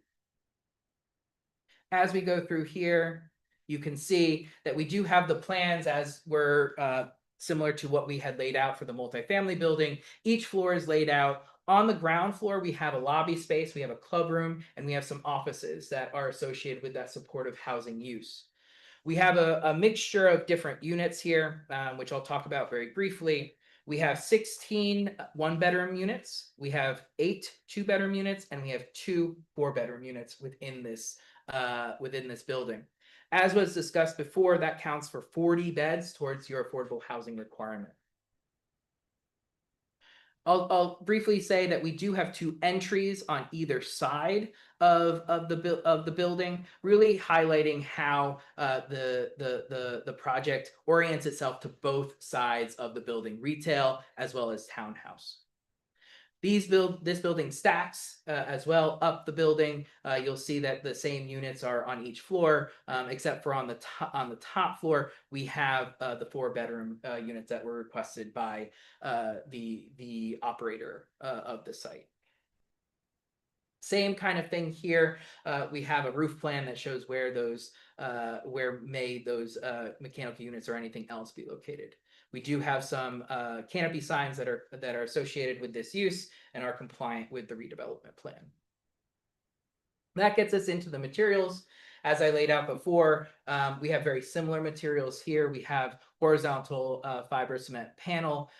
We have siding, as well as we're using a manufactured stone veneer that's very similar to the stone veneer, but that we're using throughout the other portions of the site.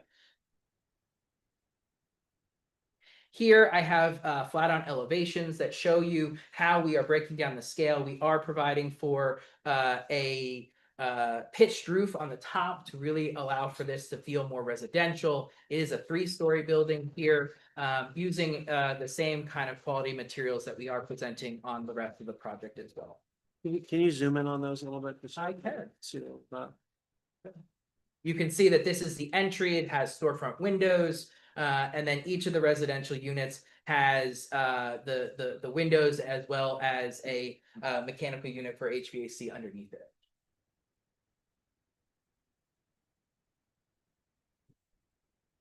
That leads us to the retail area of the site. And I'm very excited to present this because these renderings are really quite beautiful and really activate that corner of Glen Road and Chestnut Ridge Road.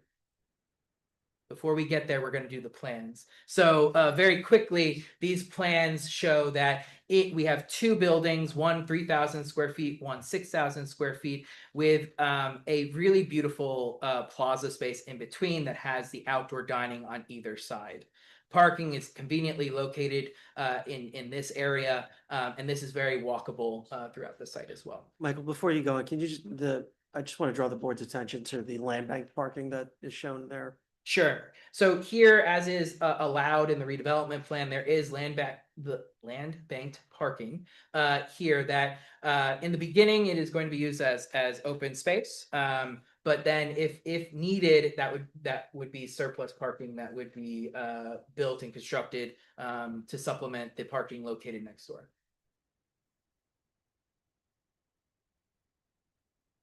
Roof plan.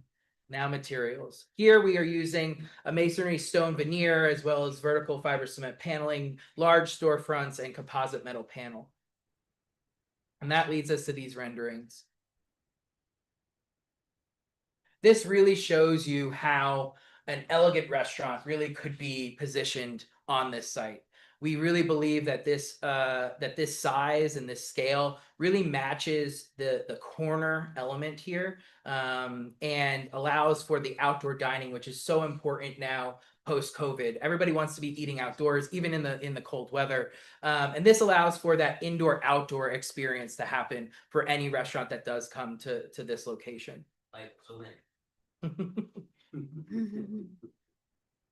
That's the 3,000 square foot. This one is actually the larger. This is a 6,000 on this side. Yeah.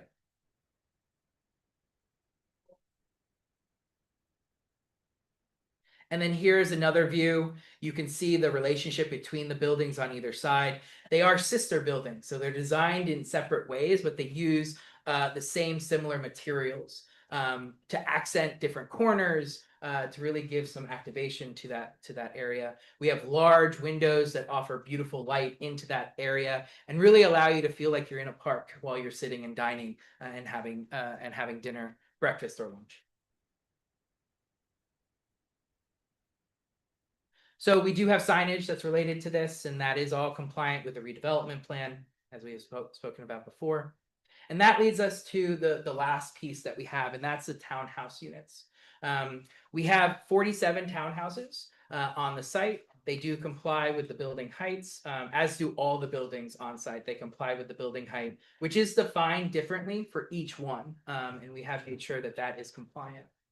On the site, you will see that we have 3 lines that create several roads on each. But one of the things that we wanted to do here was we wanted to make sure that road D, that really bisects this area, has all the front doors. So essentially you have the entries to the townhouses on either side of that street operating so that they face each other, really creating a nice neighborhood street. The last one down here, that actually looks onto that park, that front yard space that we talked about earlier along Chestnut Ridge Road. So we do have several plans that show how each of these units is stacked, whether you have the traditional end unit or the traditional typical layout that we have that's standard in between. The difference here being that they are the same width, but the end units, as is something that was specified in the redevelopment plan, do have the option for an elevator located within them, and we have shown the plans showing that. So this is just a blow up of these units showing how they stack within and get put together. They are slightly pushed back and in to allow for variety along that streetscape. We do have a 5 set as well as then a 6 set on the site.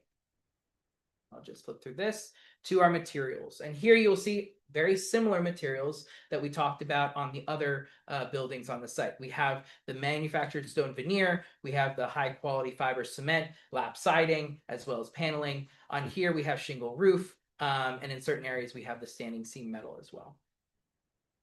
And here you can see a rendering. This is actually looking from Chestnut Ridge Road over that front yard condition that we talked about, really setting that back and offering that park-like setting. This really breaks down the scale and acts as a transition between the retail that's located at the corner, the supportive housing, the townhouses, and then the multifamily located further away from the corner. You can see how we've detailed this with the different colors of lap siding, the stone veneer that comes and wraps the building and is on the first floor and second floor in certain areas. We have bay windows and dormers to really accent this and make this a beautiful residential building for the site. And that leads me back to the first image that we shared with you. as I look through my notes, I think there were several items that we just wanted to handle very quickly. And they are in terms of some of the way that the building operates. So one of the items that was discussed in the review notes was the trash and move-in operations that are happening for specifically the multifamily building and the supportive housing building. So those trash operations in the multifamily building, we have 3 internal trash rooms with access to each residential floor level.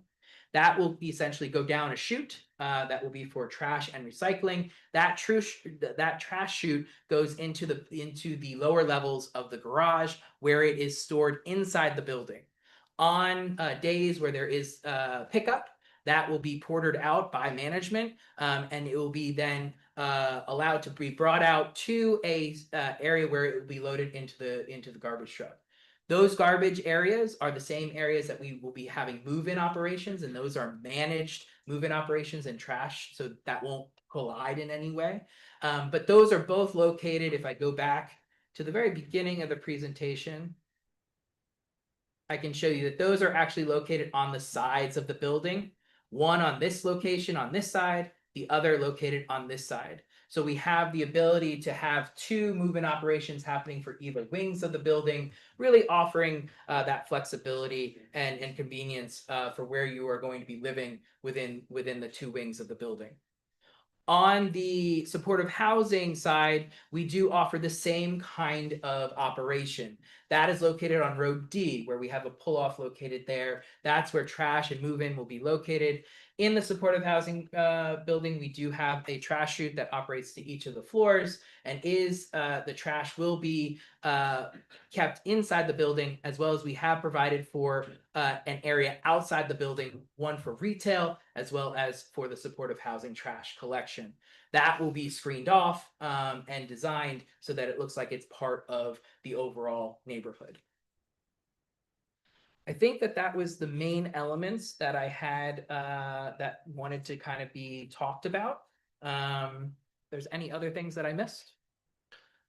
We'll come back to it if we did. Perfect.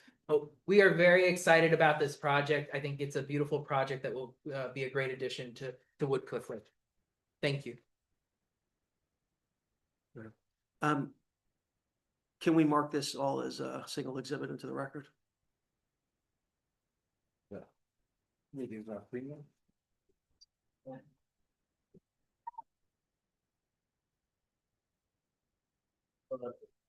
the cover sheet.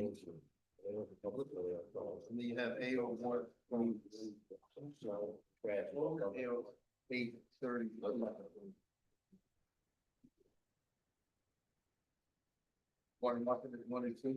I think it'll be easier for everybody. Okay.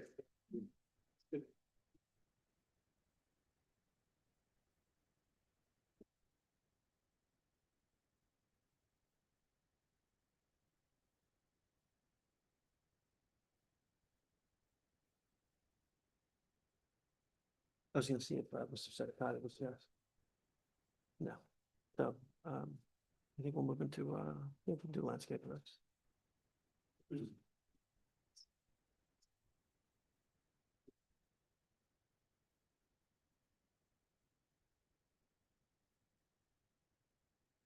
Now, what did you want to mark this, A1? Yeah, we'll mark it A1, but this is the record, it'll be cover sheet P-01 and A-01 through A32.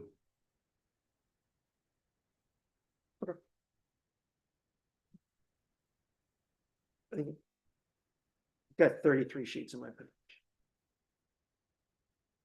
Might have 32. I'm not gonna get hung up on the last one, it's. I'll get 32. I'll give you mine.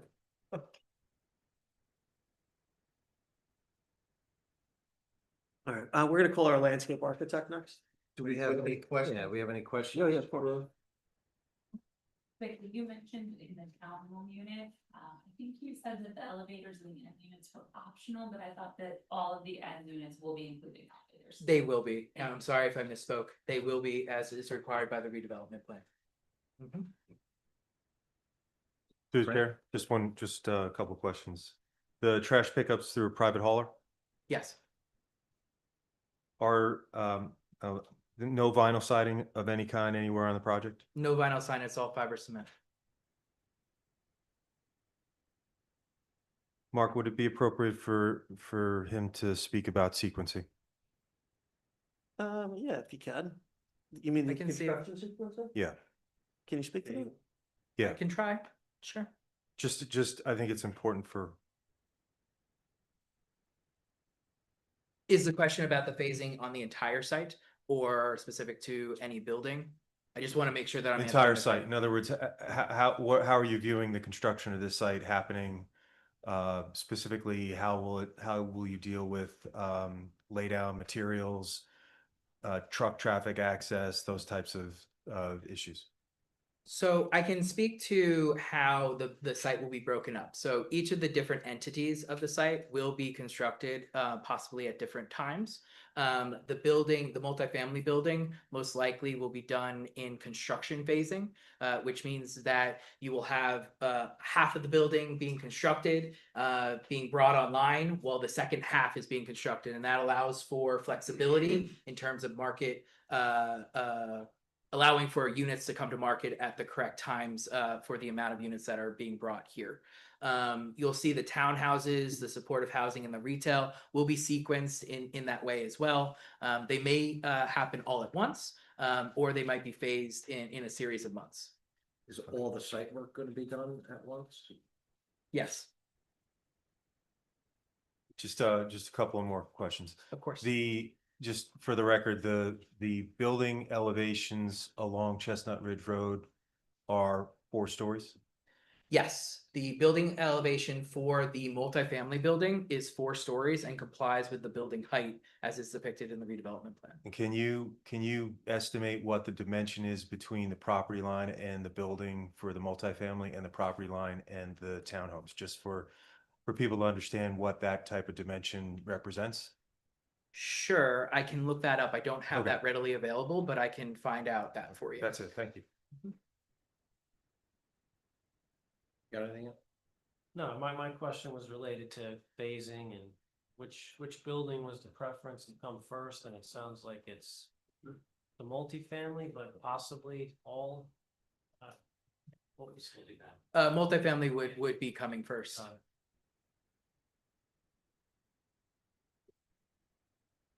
Do you have an approximate timeline?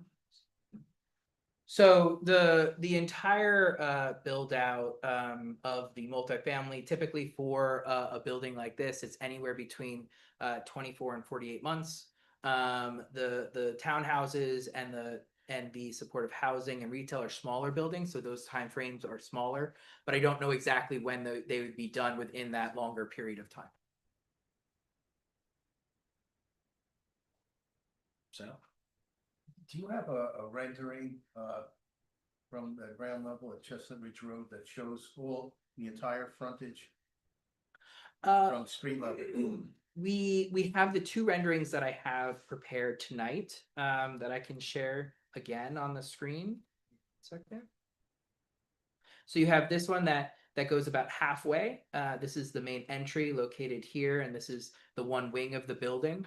And then on the other one, Before you leave that one, Of does that course. show Chestnut Ridge Road or is that interior road? is that from the back of the restaurant or is that's in front of the townhomes? this is in front of the townhouses. So this is the first townhouse right here, and we are in that front yard that we talked about. We're not even near Chestnut Ridge Road. So this is a very, and to your point, we'll find out the exact distance there.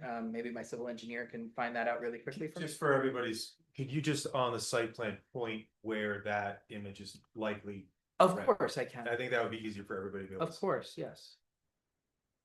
So this image is taken from this location right here. You can see the path that was in that rendering. So the path is right here and we're looking this way. This is that townhouse that is clipped. And you can see that this was the main entry located here. So you can see that this path we're about halfway in that front yard, the front yard setting. The other rendering is actually taken from this location right here. You have that path again, located here. We're located right on it, right here. And we were looking towards that main entry feature here. Again, we were halfway or even less towards that Chestnut Ridge. So there is a quite substantial landscape buffer in that location. Does that path wrap the entire property? The path, we can look at that really quickly. So the path you can see goes and extends as a gravel path that the landscape architect can talk more about, but it does go in different locations. It crosses the roads in the correct safe place at the intersections. You can see how it comes back to the sidewalk, crosses this road, and then comes back and weaves through, and then comes back into the site and looping towards the retail area here. So the site, it's not essentially one holistic circle, but you can essentially go around in most locations throughout the site, really making a big loop. Mr. Chairman, one other, I think for the public's, can you zoom in on the townhomes and just talk about where cars are accessing the garage versus where the street is? I know you talked about it, but it was maybe done a little from a further away. If you zoom in, I think it would be helpful. Of course. So Road D is that road that I was talking about, that neighborhood street that we're creating that allows for these residential stoops and entry doors to be positioned so that this set of townhouses looks out at the front doors of this set of townhouses. That allows for Road E and Road F to be driveway alleys. A lot of times that's what we call them. That's where all the garages are located.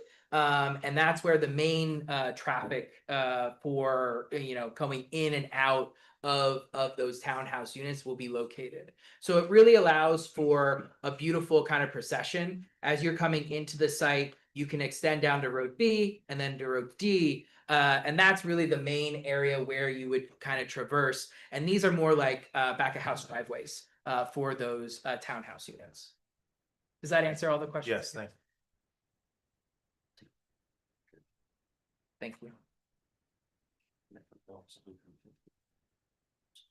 Thank you. Sure. So I was just getting the answer from the team. So from the townhouses, it's 100 feet in front. So if I go and show the line from here to here is 100 feet. And then on the multifamily building, from the front of the multifamily building to the street is 150 feet. And you can see that that does go and weave a little bit so that it does kind of expand in certain locations.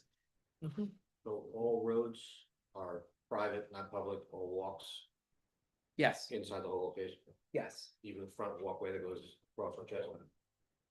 So I just want to make sure I'm understanding the question. Is my understanding, and someone on my client team will correct me if I'm wrong, that the idea is that the walking trail that goes around the property is going to be available to the public to traverse. It's probably a mile loop, I would guess, or so. And Michael, can you go to the intersection of Chestnut? No. Private roads. Yeah. So the one that's across Chestnut Ridge, that's what I wanted to hear. Yeah. Can you go to the corner of Chestnut Ridge and zoom in on the water feature there? Do we have a rendering of what that's gonna look like? I thought I saw one. Okay, all right, all right, landscape architect though.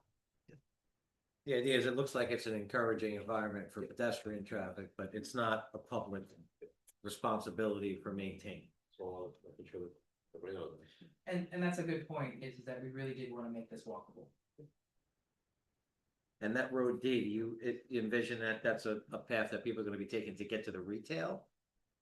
Like if we were to come in off of Chestnut Ridge, are we coming in the set, like to get to the retail space? If we were gonna go to the restaurant, are we driving through the entire facility or are we just taking that little shortcut there? So that's a slightly more complicated question on access and where that access occurs. So I will defer that to the civil engineer to kind of talk about that, because I don't want to misspeak on where the access points are. Don't do that. Yeah, I don't want to do that.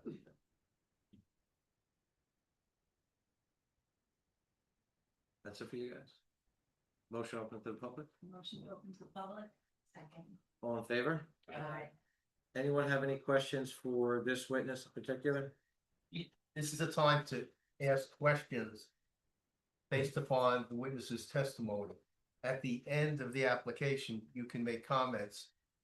You can also testify about certain facts if you think they're relevant to the application. You'd have to take an oath and testify, but you have to let us know that you want to testify. But At this time, it's for questions only of the board. State name and. Gerald Bedrin, 166 Portland Drive, Saddle River Grand. Part of Saddle River Grand is in Woodcliff Lake.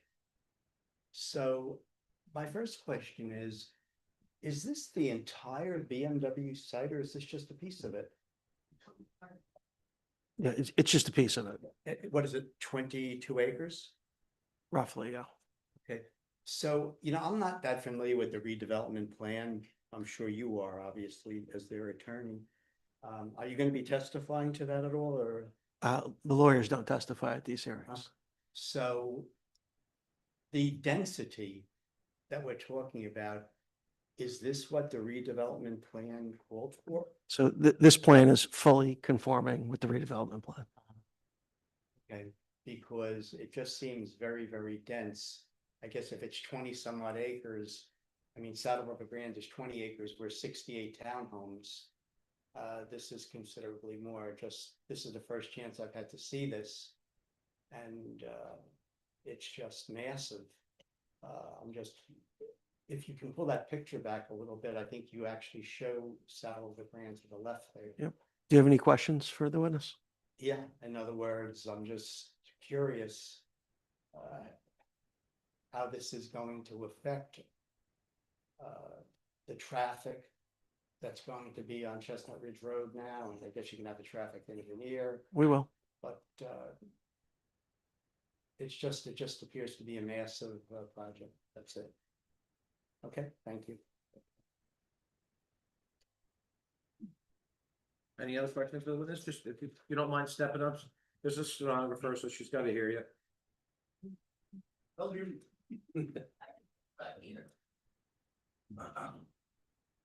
My name is Randy DeZerga. I live at 285 Chestnut Ridge Road. Couple of questions, excuse me. DE, Diesel Zebra, ERGA. I have a whole lot of questions, but to tame down to a couple. I don't know if this is the place to discuss how it impacts the people that live across the street, our homes across the street from this development. So I would say that it would be just for this witness, so. For this witness would be. And what he testified to. Okay, you talked about elevations 4-story high on the family dwellings. How high does that be above street level, Chestnut Ridge Road? For those family units? First question, and to follow it up, right now, we stare at a 12-15 foot berm with mature trees. This rendering looks like it's at street level, that I'm gonna be looking out every window of my house and staring at this complex. Sounds like the question is the berm going? Is to the be- berm going to stay, and the elevation of the 4th story, how high it is above Chestnut Ridge Road? So the questions are, is the berm gonna be removed, and what is the height of the 4-story structure? So I will defer the berm question to the landscape architect, so he can talk a little bit more about that. For the height of the building, we are conforming 4 stories and less than 50 feet. I think we're slightly less than 50 feet for the total from the average grade along Chestnut Ridge Road. So As is- 50 as feet is above. compliant. And can you tell me what it is now with the existing parking garage? I do not have that statistic with me. Or the building itself, main building? What do you mean by main building? The main building of BMW, The existing office building. I don't. the existing.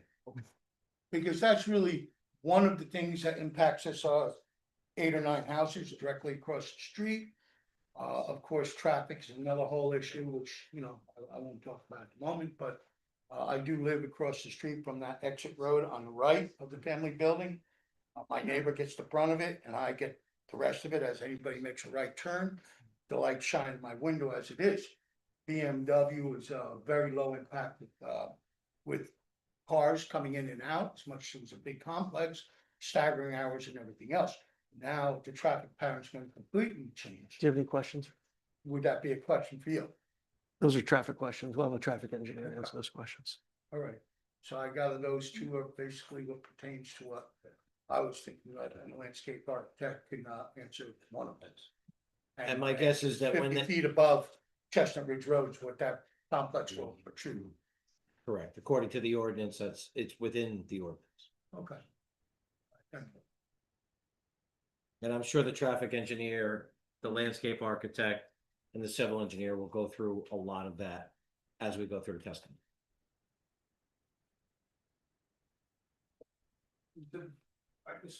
Sorry, you have to state your name and address, please spell your last name. LETIZIA, 74 Heritage Court.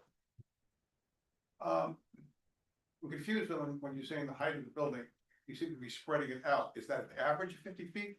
Or is the highest point not greater than 50 feet? So in the redevelopment plan, each of the different buildings is defined differently, in terms of where that building height is taken.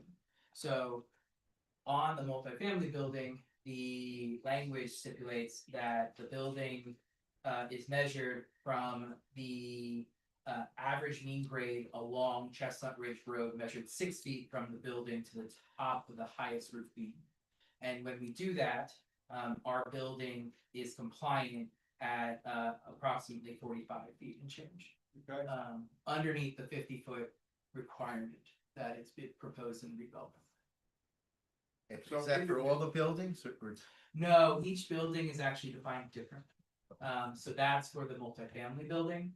The other buildings, for the townhouse building, it's only 3.5 stories, and if I read this, I think the townhouse is 46. The feet. multifamily is the highest, the tallest one. Top, so that's it. And that's measured at the average median, 6 feet from the building, according to Chestnut Ridge. Along Chestnut Ridge Road.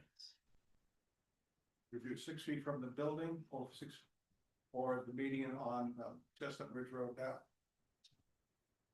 It's measured along the Chestnut Ridge frontage. Okay. Okay, thank you. No problem.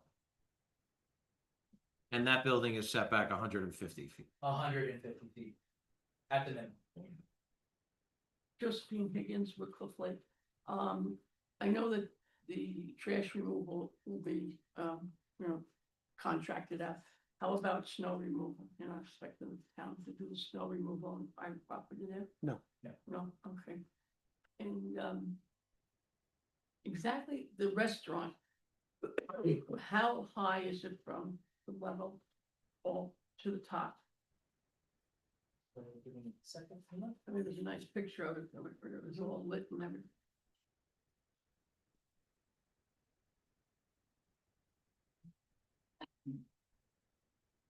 So the Is that the restaurant? it is. So the restaurant is 30 feet, and that is measured in a separate, different way as per the redevelopment plan. So 30. From here up, would you go 10 feet around and average it out? I'd have to look at the ordinance. I don't have that specific language, but I believe, it's 30 feet from. Do you remember it, French? What's that? The ordinance regards to the height on the retail space? Yeah, it's minimum 2 stories, 24 feet, maximum 3 stories, 40 feet. Just want to clarify something. The measurement of every building is the exact same in terms of how it's measured. Each use allows for different heights and different stories, but they're all measured from the median grade 6 feet from the building edge.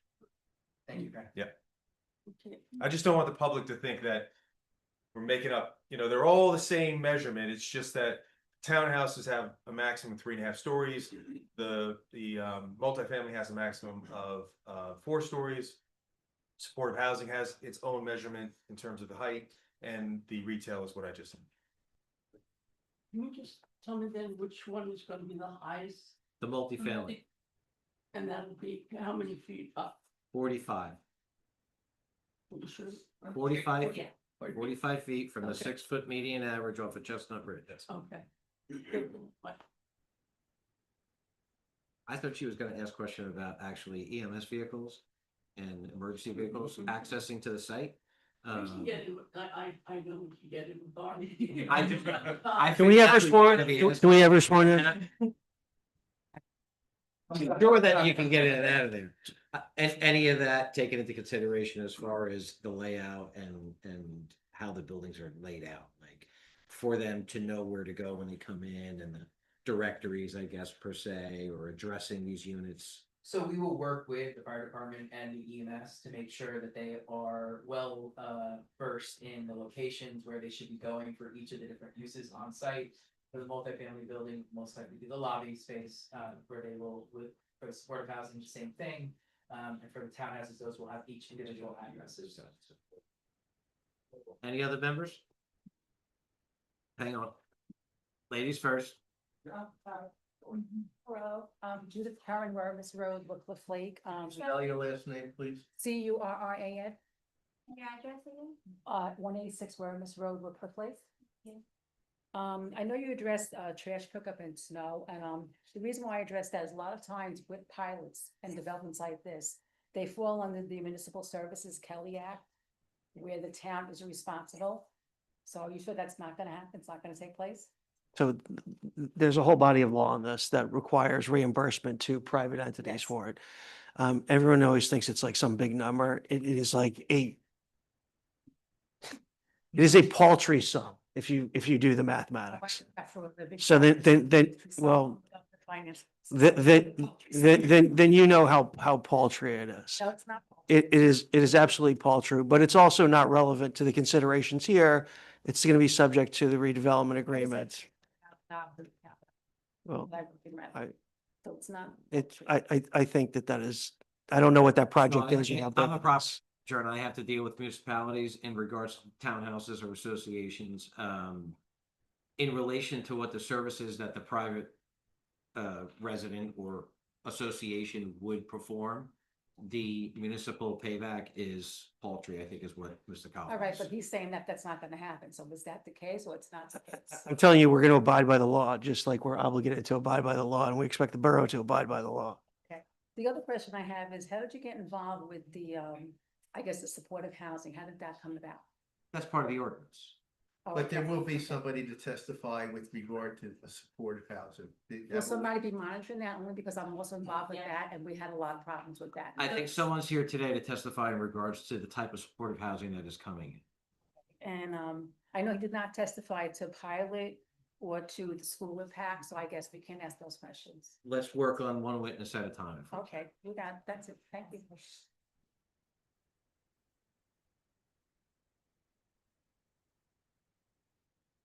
First, BERT Taylor, Woodcliff Lake. Do you need my address as well?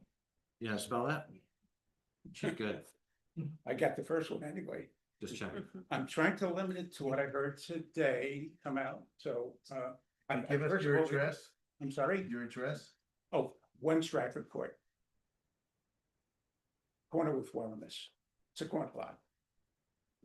I think the reporter got it. Thank you.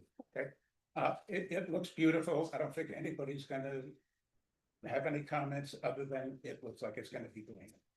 I just wanna make sure that we've got everything covered for the town and it's a major development for the town.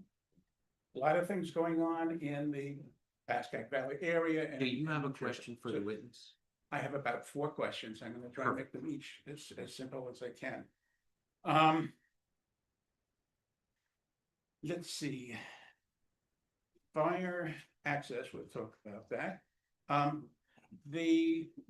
The land that is going to be leveled out, we saw that over there.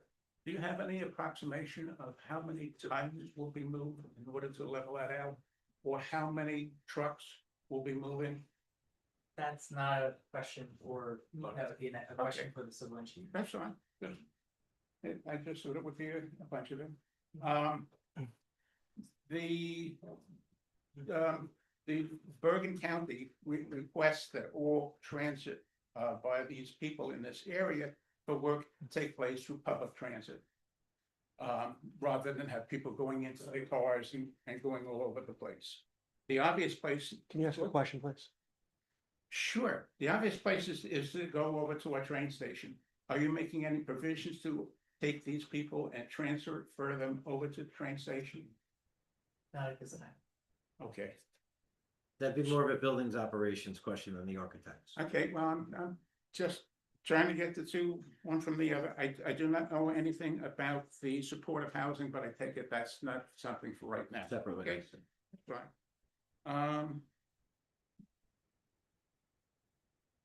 and I guess the intersection of Glen and Chestnut Ridge, that's not something for Traffic. this at this point, is it? Traffic engineer. Traffic engineer, okay, He's the architect. all right. Anyway, looks great. Thank you. Yeah, Birch Blue. I don't even know if you can. You want a second bite, Mayor? Of course. Sorry, Josephine Higgins with Cliff Lake. Can you just, how many of the large trees and the ones that are on that berm are going to? Landscaper. How much? are you taking care of? Landscaper. He's an architect. Okay. We have Landscape. the landscape. Next one. architect. Next guy? Next one. Thank you. Any other questions? For the architect? Motion to close. Second. All in favor? Aye. Thank you very much for your time. Mr. Don't- Liebman, your don't leave. business? All right, so I know we said we're going to call the landscape architect next, but I don't want to. I want to call Mr. Steve Sedicati from New Concepts for Living.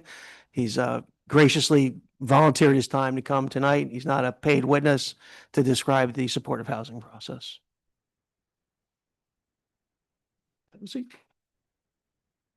Please raise your right hand. Sworn Mr. in Lord. Before you sit. Thank you. You swear to tell the truth and nothing, so help you God? I do. Okay, state your full name and your business address, please. Steve Civittati, 765 Route 17, Arlington, that's a visit. Can you spell your last name for the? SETTEDUCATI. Thank you. Can I call you Steve? Yeah. Steve, what do you do for a living? I'm the CEO for All right, and can you describe for the benefit of the board and the public what that is and what kind of services it provides? living, home, it's group homes as well as day programs for, IDB adults, intellectual and developmental disabled adults, better known as special needs adults. Can you describe what the need is for housing of this variety in the state? Huge, absolutely huge. There's a waiting list, thousands of people on the waiting list right now in the state of New Jersey, waiting for services. We're building as quickly as we. And is there demand in Bergen County, in this part of Bergen County for this kind of housing? Yes. Okay. And can you describe the kind of disabilities that people live with that benefit from this kind of housing? So IDD individuals or special need individuals are people with Down syndrome, traumatic brain injury, autism, cerebral palsy. Pretty much that's the gamut. There's a couple other diagnoses that's in there. That's basically it. That's the majority of it. Right, and this kind of housing provides a place for semi-independent living for people that are living with these conditions? Correct. And what kind of supervision and assistance are the residents provided with? 7 supervision. In this project, we may have limited supervision on certain apartments, but always someone at the facility. Okay, so some of the people need less help than other people. Yes, we're very high functioning. They go out and they work and what have you. And they just need some supports during the day, a couple hours here and there. But we will, at this facility, we will always have plenty of staff on. And many of your residents, they're capable of working, correct? Yes. All right, and there are employment opportunities within walking distance of this site. Okay, so this is an ideal location for this kind of use? Okay. I don't have any more questions for Mr. Sedicati. I'd ask if the board has any questions for him, or if any members of the public have any questions for I him. got a couple questions. One, so you're contracted with the developer to operate a facility here, and you will be the operator of the We facility. will be the operator of the facility. Yeah, it would be exclusively us. Second question would be that the facility is being operated in Woodcliff Lake. Would a Woodcliff Lake resident have, I'll say, a preferential opportunity for housing? Or is it through your facility only? So there's no, I mean, we have a very extensive waiting list and certainly because someone lives in Woodcliff Lake, we would try to give them preferential treatment. Certainly. So there are many- And it makes sense because they would be close to their family. Correct. Their families are in town. The children's are basic, children have either exited high school or are now functioning adults with their families in town. And this would be a great opportunity for some of them Absolutely. I think the board would like to see, especially because the facility is gonna be in Woodcliff Lake, that if we can afford the opportunity for any Woodcliff Lake residents first, it be given to them. Yeah, I'm not sure we could do Woodcliff Lake first, but we'd certainly give them preferential treatment.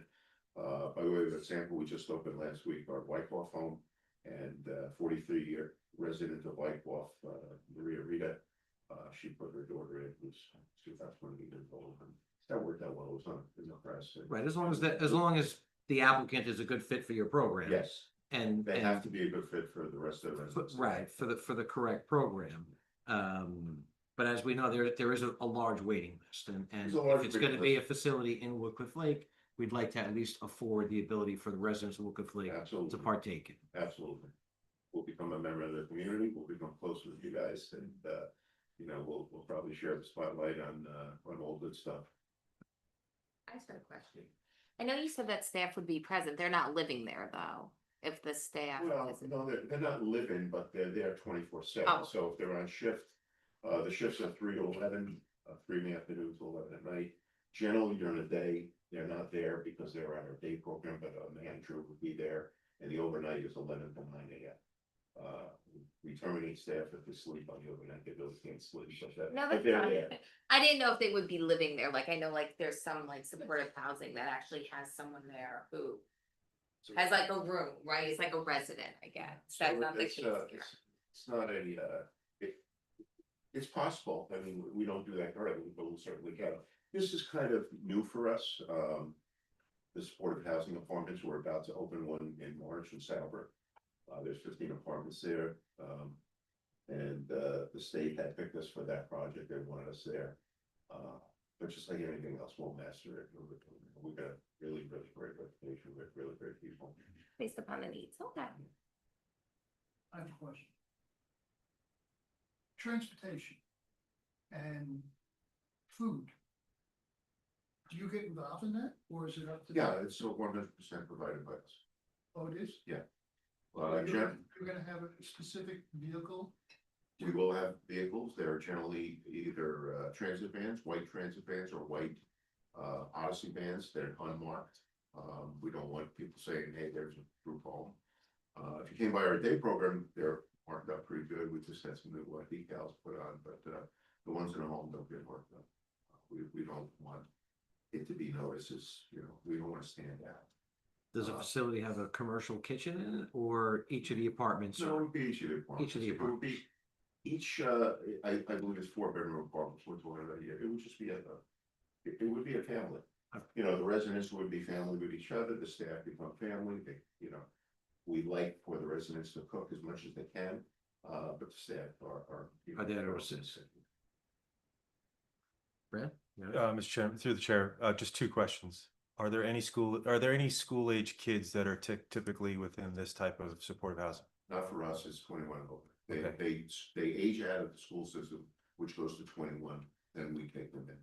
There's really zero impact on a municipal budget. And then last question, I bring this up only because it was brought up at the public meeting, when the redevelopment plan was brought up. Is this anything to do with drug rehab, that type of user in these facilities? Absolutely. Thank you. I mean, group homes, and this is kind of a group home or supportive apartment, it's broken up into many different categories. There are juvenile delinquents, there's alcoholics, but this is special needs and exclusively special needs, and that's what we do. And it really is the very best type of group home that we could operate. I think the statute says community residents, and that's what we used to. That's what we like to say, community residents. This group home sometimes. Yeah, that's the technical legal term, is community residence. Thank you. Sal? No, I don't have any questions. Motion to open the public, please. Second? All in favor? Any residents have any questions regarding the witness? I do. My name is Carol Williams. I live at 167 Courtland Drive, which is across the street. And I have a question for you. I'm a social worker, and I'm very aware of the group homes and do a wonderful job. And I don't know if your facility is the one that's opening in Ramsey, but those are 6 apartments. And what I don't understand is this 40-bed 4 beds. That's just you want to ask that? Yeah, so they're not all, there's 2 units in the building that are 4 bedrooms, and then there's a mix in the other units. So let me understand that 4 people are gonna live in one apartment? There's 4 two, different, there's 2 apartments that are 4 bedrooms, so there'll be 4 separate people living together as roommates, Mhm. forming a family unit in that unit.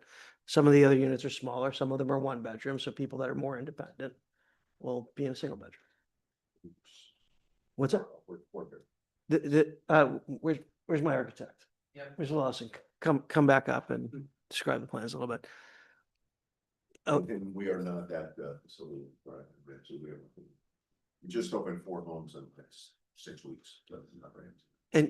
and the other thing is, the bedroom breakouts may change depending on what the operator wants to do and depending on what the need is. But what's the current So plan? the current proposal for the supportive housing is that we have 16 1-bedrooms, 8 2-bedrooms, and 2 4-bedrooms. But as our attorney just said, if there is a change, we would be able to do that coming back here for. Right. With the goal So being the to 4 accommodate the bedrooms.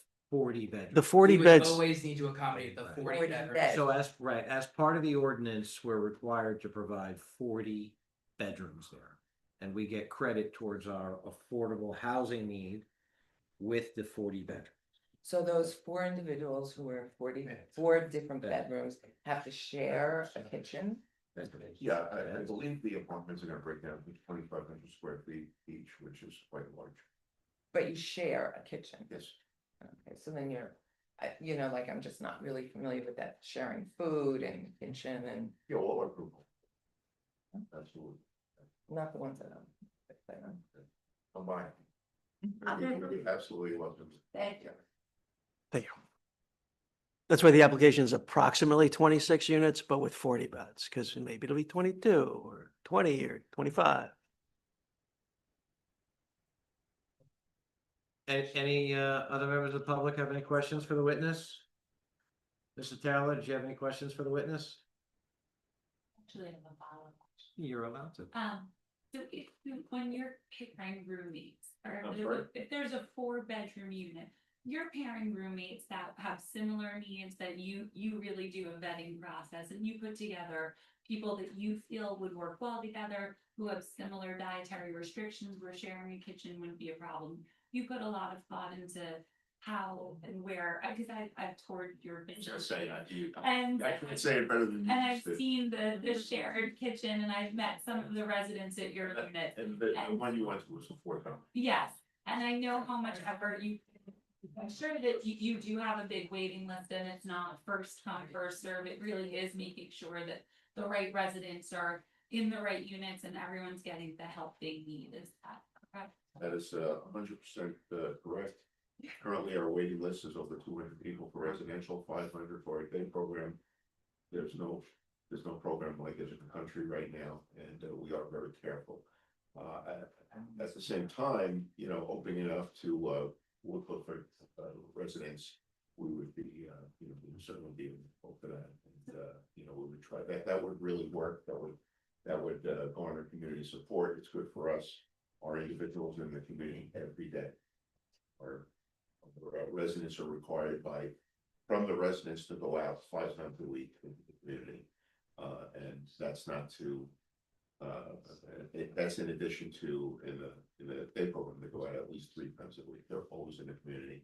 And indeed, that's what CMS wants, for us to integrate special needs individuals with the rest of the community. So And they're not violent, they're just wonderful people.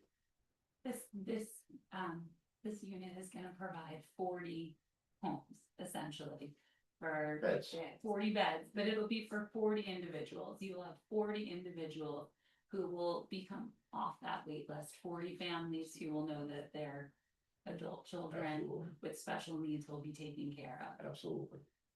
If you know anything about it, it sounds like you do. Those parents are struggling, you know, aging out and wondering what's gonna happen with them. And you guys are probably aware that there's been a series of articles about abuse and neglect. I guess that's why we have such a large waiting list. We have a really great reputation. We're great people.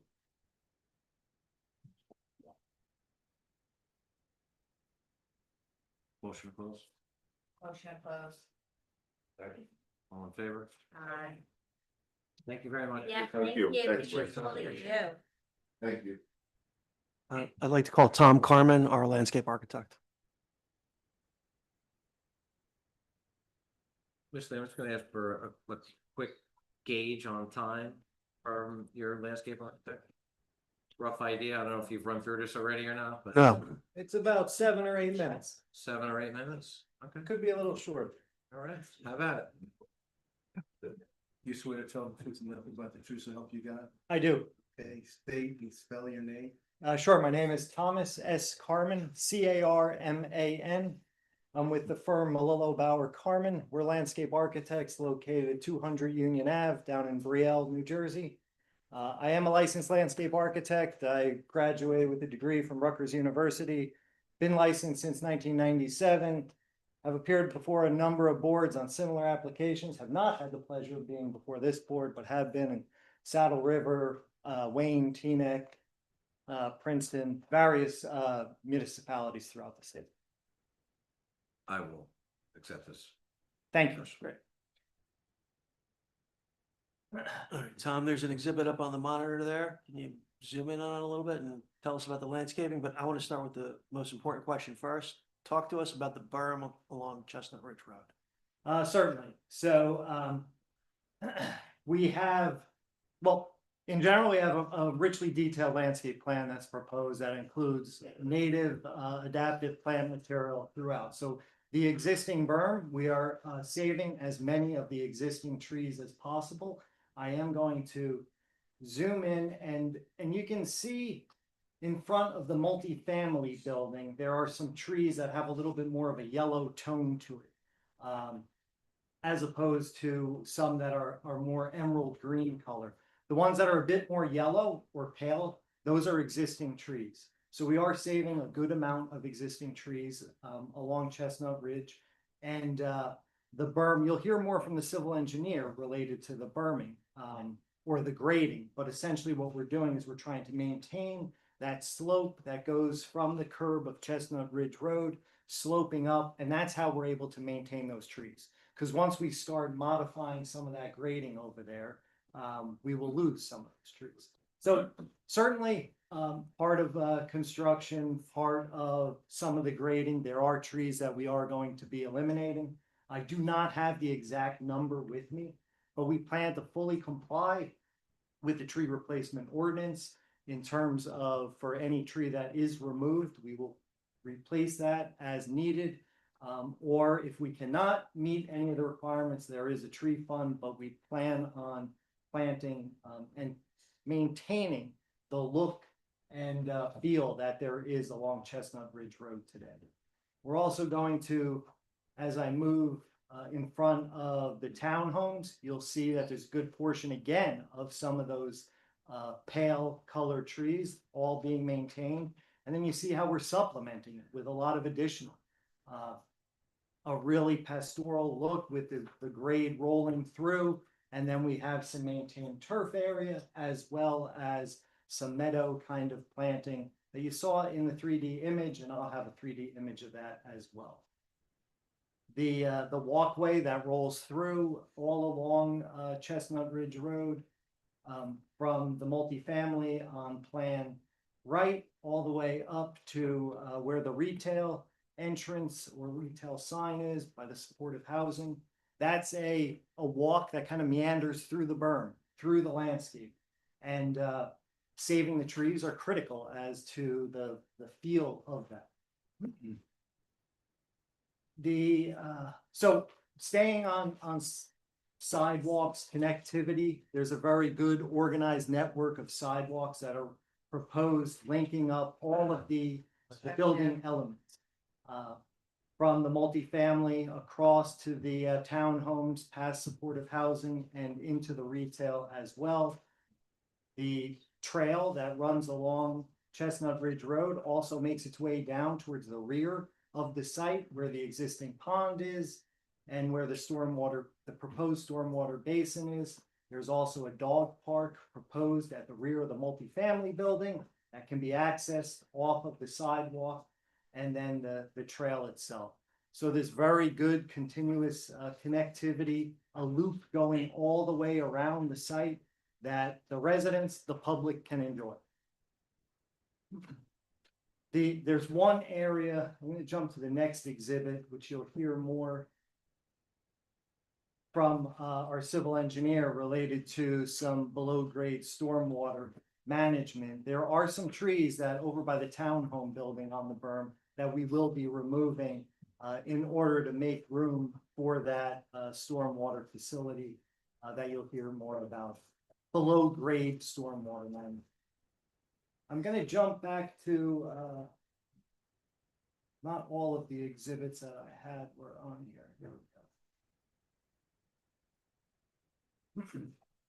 Here we have a similar view as what you saw earlier from the architect, a view towards the multifamily building drop-off, where we're accenting the drop-off with very high quality materials. Tom, Yes. I'm going to interrupt you because we are making a record and everything is being recorded. So as you're describing the plans, tell us like what they are, what they're dated, so that we can mark them into the record.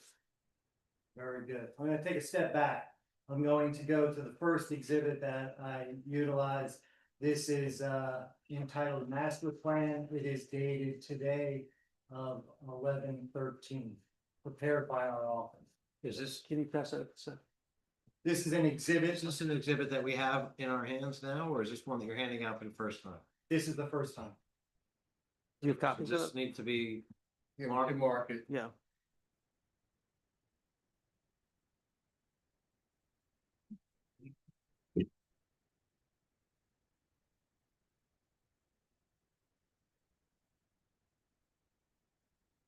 Oh. We have quite a few there. I can start some on this Yeah, side. you want one.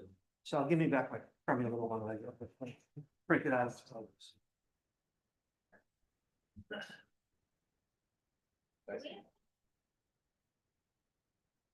He said 7 minutes. Oh. 4.5 minutes ago. I you didn't were see still on the the front 7 seat. minutes far.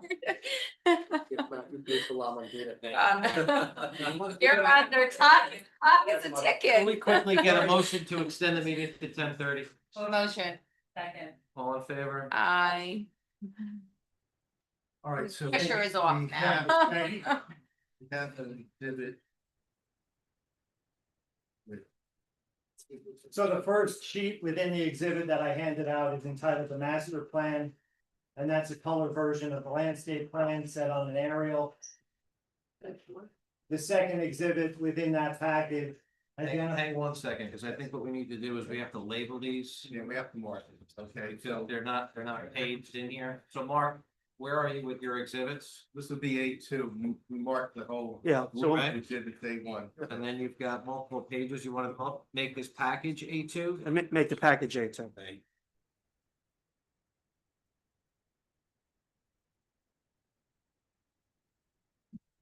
Six pages. Right.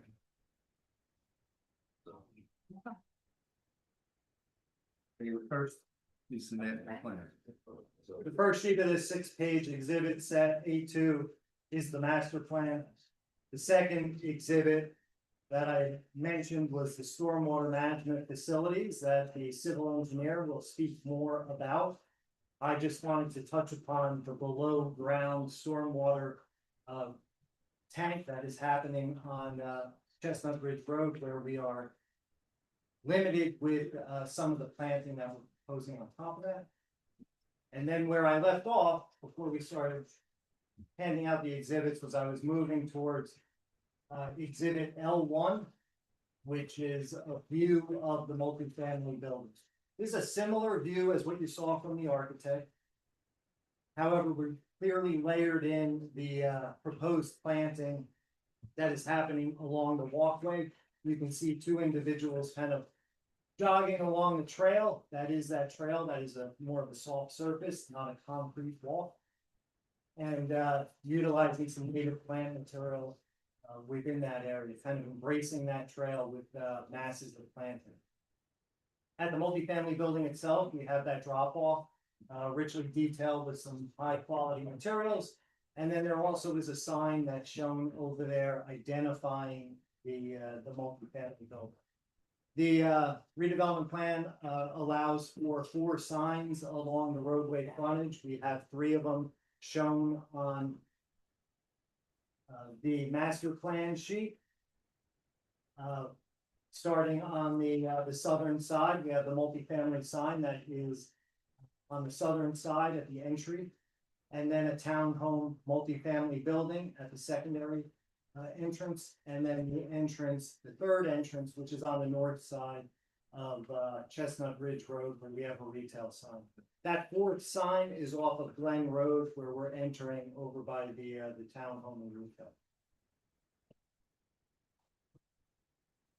Lushly detailed landscape kind of complements the foundation of the building, and we utilize various materials to promote the texture and layered effect of the landscape.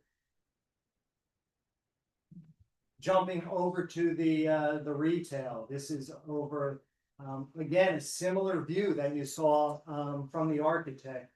This is L2, yes. Drawing L2, this is, like I said, a similar view of the retail. So while the architect was presenting, he was really focusing on the building.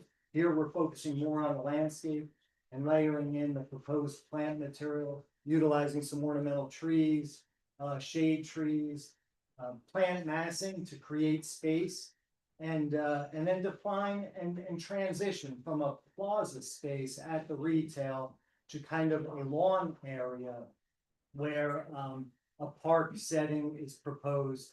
And we will back up a little bit further in a moment to the intersection. But first, on L3, we're taking a look over where some of that outdoor dining could happen. L3 depicts terrace seating for the outdoor dining. You're catching a glimpse again of that retail plaza and the lush planting that were utilized. The next exhibit is Exhibit L4. So now we've stepped all the way back, and we're actually at the intersection of Chestnut Ridge Road and If you could just, I don't know. if anyone else in the audience wants one. I gave it. Oh, you did? You have them? Okay. So L4 depicts this. This is a very prominent intersection. And we feel like at this northern end of Woodcliff Lake, it's a great opportunity for placemaking and really creating a gateway at this location. So in the foreground, we have a water feature where we're utilizing a kind of an opportunity to showcase and placement by having Woodcliff Lake identified on there. We have as a backdrop a shade trellis where on the other side of the water feature, where we can have some seating under the trellis element, and then it transitions to that kind of lawn space that could be multi-purpose, just gathering. So it provides a bunch of gathering opportunities for residents and the public. Is that a mock-up, or you're actually gonna put the Woodcliff Lake signage in the? Our intent is to develop this and have a Woodcliff Lake letter there. I like that. I think it's just a wonderful opportunity. I came up, I got off at that exit and we're right there. I mean, on the parkway, right? So, and then I ran to Whole Foods and I drove right back down and there it is, that wonderful opportunity, so. The deer are gonna love this. Woodcliff Lake deer are gonna be super. Yeah. Sorry. We do have. They'll be well fed. They'll be well fed. We do have a very good curated plant list that we utilize. Doesn't always work, but we do try. They change their diet. Jumping back to the overall master plan. We did, you heard from the architect, we have a wonderful amenity package for the residents within the multifamily building. Passive courtyard space as well as active spaces for such as the pool and a lot of lounge kind of seating, gathering areas for the residents. We have had the pleasure of working with this applicant on a number of projects throughout the state and put together a first-class project, maintain it first class. So we're really proud of what we're presenting this evening. Inside, wing A and wing B, those look like additional courtyards, is that what they are? They are, Those will be like active spaces as well, where people can hang out, meander through and. that's correct. So the residents of the multifamily building, any of the residential units that are on that level, they would have private terraces. And then there is corridor access for any of the residents to come down and enjoy this space where there could be like barbecue grilling, fire pit seating, gathering areas, and then just some lush planting as well. At the townhomes, we again, a strong palette of plant material that we're proposing. Planning letter did indicate that they'd like to see the addition of some more trees associated with the foundation, and we're happy to do that, especially at the corner units, being able to layer in a few more ornamental trees. And that's really an overview of the landscape improvements. I'd be happy to answer any questions. You mentioned the dog park. Yes. Is that just for the residents, or is that a feature that's open to the public? That's a feature that is for the residents of the multifamily building. It's typically something that is like a key fob kind of access for the residents. Is that the same for the pool? Yes. Yep. So the amenities within this courtyard are the pool area as well as the two flanking courtyards are for that multifamily building. What about the residents of the townhomes? Will they have access to the amenities, or the amenities are just for the multifamily? They're just for multifamily. Mr. Russo may want to sell memberships to the town, sounds but that's a whole nother story. Or to the dog park? We've had, if I can speak on behalf of Russo, but we've had. Coming up, be sworn in. Yeah. Let me introduce you. Yes, Diogo Santos, Russo Development, Senior Vice President of Development. If you swear to tell the truth and nothing but the truth, so help you God. Yes, I do. Okay. Yeah, I just want to add to that, that there have been opportunities and agreements that we do allow the residents of the townhomes to partake in the amenities of our buildings. So, yeah, all right, that's- Okay, then that's still fine, but. Somebody give Mr. Panzo a key fob.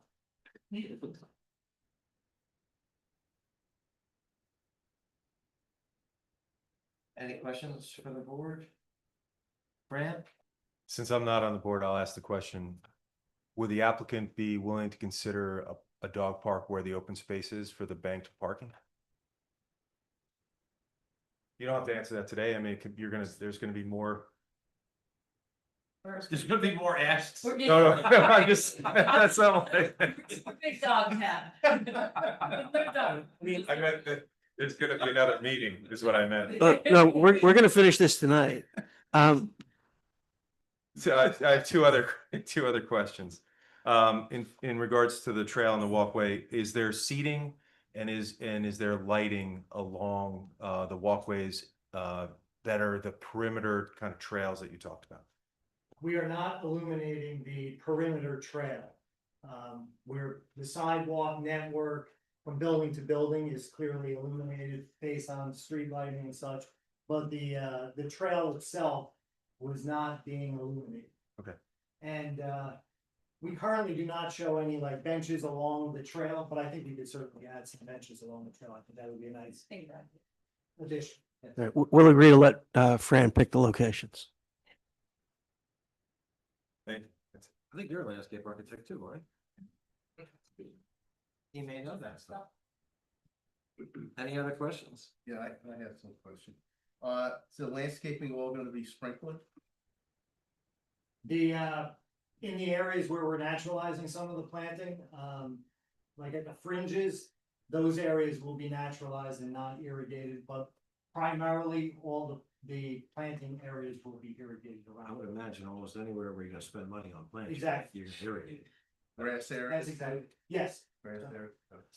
Is there a tree removal plan?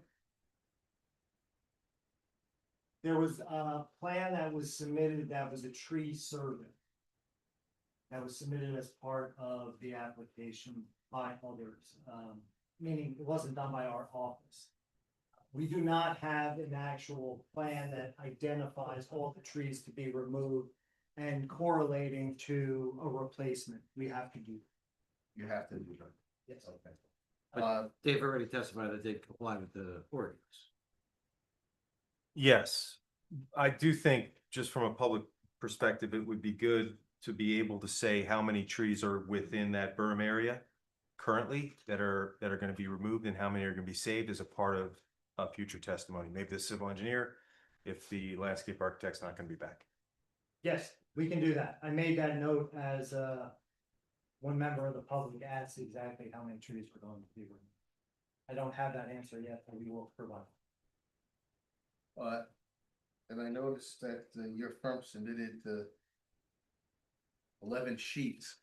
Okay, are you gonna testify about these sheets or as part of the application? Oh, I got a lot of plans there. We have the submitted planting plan set. That is all of the proposed trees that are on that 11-page set are reflected on this plan. So the planting plan's very detailed in terms of what is proposed, what we're proposing in all the areas. We have not done the math to confirm that related to replacements that were in full compliance, but we So removal to replacement hasn't been done, but you've dedicated the species, the size, the caliper. You just reflected this as a, you know, a visual for us to be able to see it, but these plans reflect that visual. That's correct. That's correct. Everything that's on those detailed planting plans is depicted on this graphically, just from an illustrative perspective. Well, if it's part of the application, I think we should mark it. Let's mark it. Yeah, Sure. and just explain all these 11 sheets that you submitted. What are we up to? Is this A3? This will be A3. I think he just testified that these 11 sheets all are reflected in that one diagram, no? That's correct.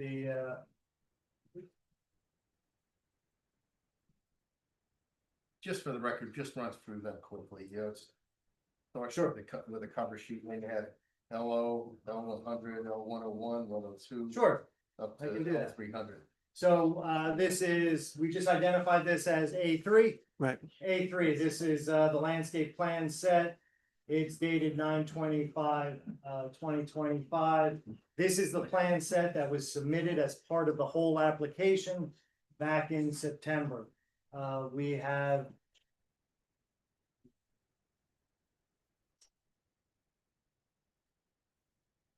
an overall plan, which is just the key plan that breaks down the various sheets. And then we go through a detailed planting plan as L100 depicts. So this is detailed planting of all the proposed planting around the retail buildings, within the parking areas, as well as the supportive housing. Associated with that, we have a very detailed plant list. Can you zoom in on that and just talk about it a little bit? Sure. That quantifies all of the proposed shade trees. You can see here how we identify the various maple, honey locust. There are many different, we have about 45 different varieties of plant material proposed within this overall planting. So along the Chestnut Ridge Road area, are there any shade trees that are being planted that will grow to substantial size? Yes, so I'm zooming in right in between Chestnut Ridge Road and the supportive housing and the retail parking area. There are these 3 trees are red maples that will get very large. There are 2 oak trees, another red maple, and then we also have 5 evergreens within this area. Another grouping of 5 evergreens proposed, and then again, another group of 5 evergreens. So we're supplementing that frontage with a good amount of evergreen as well as shade trees. From a landscape architect point of view, if you would consider these trees matured, say 5 years after planting, what type of growth do you see with that, and what does the front of it look like?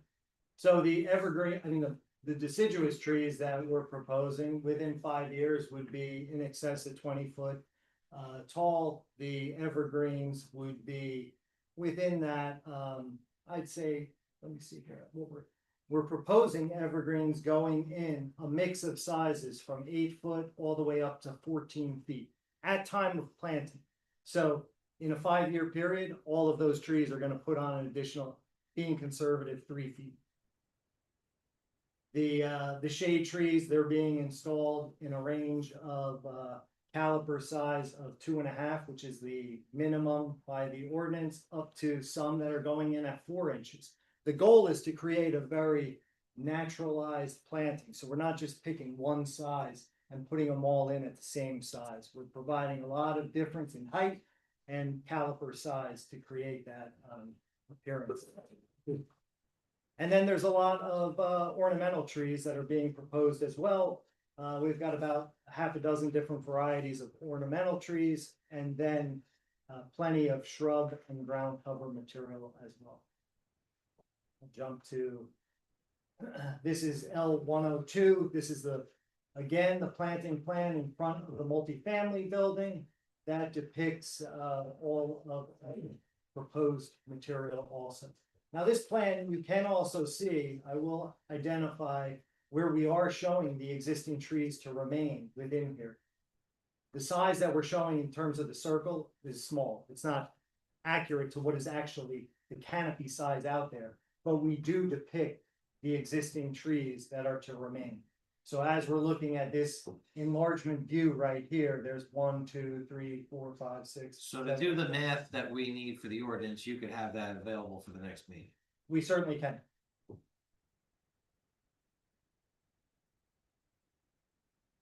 Moving to sheet 6 of this set, this is just an enlargement planting plan of the courtyard space, as well as the northern foundation side of the multifamily building.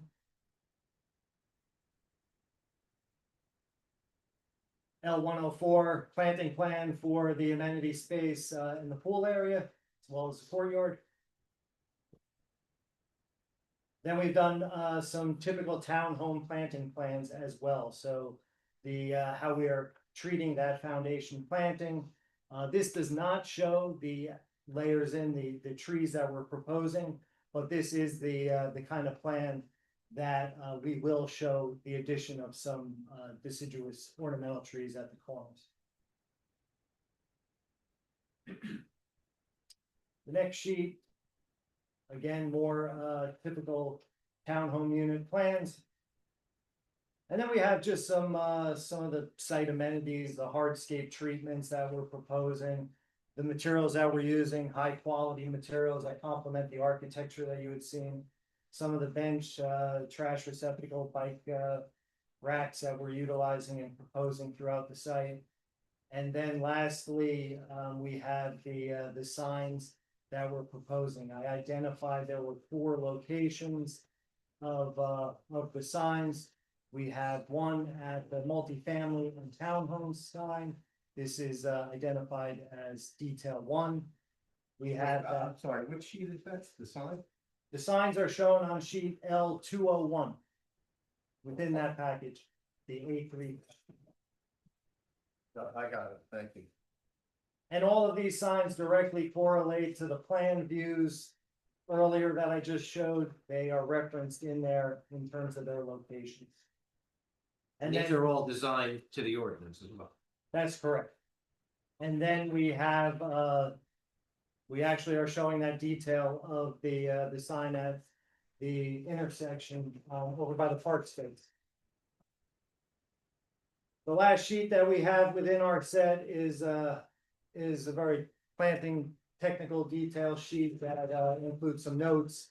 We'll include the notes that there was in the redevelopment plan identifying trees to be watered for 2 years. All those notes will be in here. And as I indicated, planting is irrigated.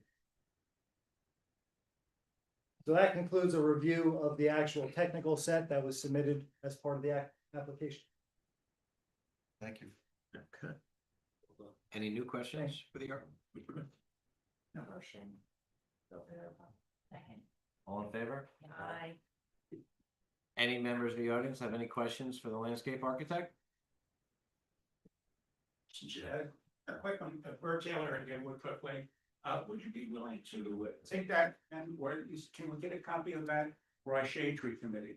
We have 12 members in town. We also have 2 certified tree experts who are assisting us. Just for our review, so we're aware of what's coming on. I'd be happy, yes. And the contents too. Yes, the technical set, I'd be happy to submit that and work with, yeah. It's all on the borough, it's all on the borough website. Okay, thank you. Ms. Higgins, Mary? Mayor. Woodcliff Lake. I guess it's the mother in me that sees a lot of water. We have a big pond up there and it's low now because we've had some drought. But the stormwater basin and then you have your own pool areas and stuff like that. How are you gonna secure that area if there's gonna be children here? Certainly the pool is enclosed by the required pool compliant Yeah, I gate. know, yeah. The stormwater, you will hear more of that from the civil engineer related to, those which are primarily below grade. He'll speak to the, stormwater basin. And then, the water feature at the frontage, that is raised up, so it's not flush, that you could just walk in. It is raised up a bit. And, the level of water in there is very shallow. But somebody will be talking about stormwater drainage, don't you? Yes. Yes. Thank you very much. We have 2 volumes of it. Yeah, we have binders. Randy Deserve again, 25 Chestnut Road. Couple of things that come to mind is, as ugly as the BMW site has always been, they were sensitive to the neighbors across the street by encapsulating it. This all looks beautiful on paper, but when you're living across the street from it, it's hell when you stare out your window at your front door at 100 windows. So not to be opposed to the project, but to be opposed to the fact of being sensitive to neighbors across the street with the berms that are existing in front of my house, in front of the family section, and the other ones go across the front, to have mature trees, whatever you're taking out, needs to be, trees that are going to be completed within a 5-year period. Absolutely. Is the berm gonna be 2-3 feet, or is it gonna be 15 feet that it is? It's what's very important. So that's the People that question, live across the how- street. So my what's question the would size be, of the will the berms be to similar heights to what they are now? The grading question I'm going to leave to the civil engineer, because he's the one who has graded the site and has had to layer this road in there and tie back to the existing grade. As I indicated, all these lighter trees are trees that remain. And then we are adding. And those trees are in the berm. Those are in the berm, Yeah, correct? some of which are very ratty, The- which if you're gonna be doing something like this, things need to be replaced. I'm That are gonna sure. be complementary to what's there or removed and everything new. They are spending an enormous amount of money on Yeah, this. I see that by looking at it. This site, This is so big. this site will be very well manicured. But being sensitive to neighbors across the street that have to see it is very important that nobody's had a 100%. complaint with BMW being there because that building is very well hidden in a natural way. And that's kind of with this complex in my face is not complimentary to what I want to see across from my house. All right, with the amount of taxes. I pay. If, But if it has a very soft. Sir, you're making a lot of comments and that's fine, but they usually come at the end, okay, of the application. Well, my But question, you can what I'm ask- expressing would be to the board, You could not to the. well, the process is you ask the witness questions, he answers the questions. Okay.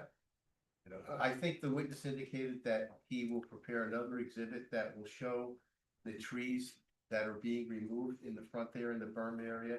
And what trees are going to be planted, is that correct? We have the plan that indicates clearly what trees are going to be planted.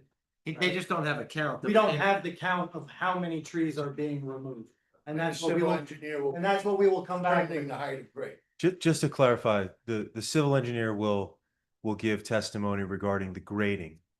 But just to clarify for the gentleman, where you are saving trees, that grade of that berm is staying in whatever spot it is currently at in terms of the height. That's correct.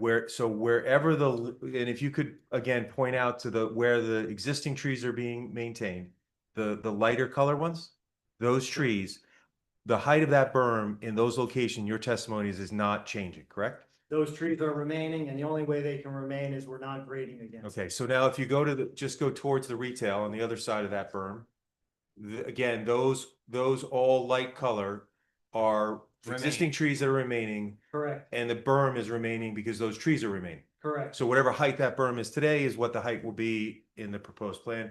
And the civil engineer will go into much greater detail with that. That's correct. For clarifying. Yeah, I'm just trying. That's kind of where I was going. Just trying to help. Everybody knows the berm. And the areas that they have to take out are for entrances or retention basins, so they are trying to maintain the existing trees and elevation of that berm as much as they can. And again, namely for the people across the street that have to look at it. That pay taxes and salary. Thank you. Yes.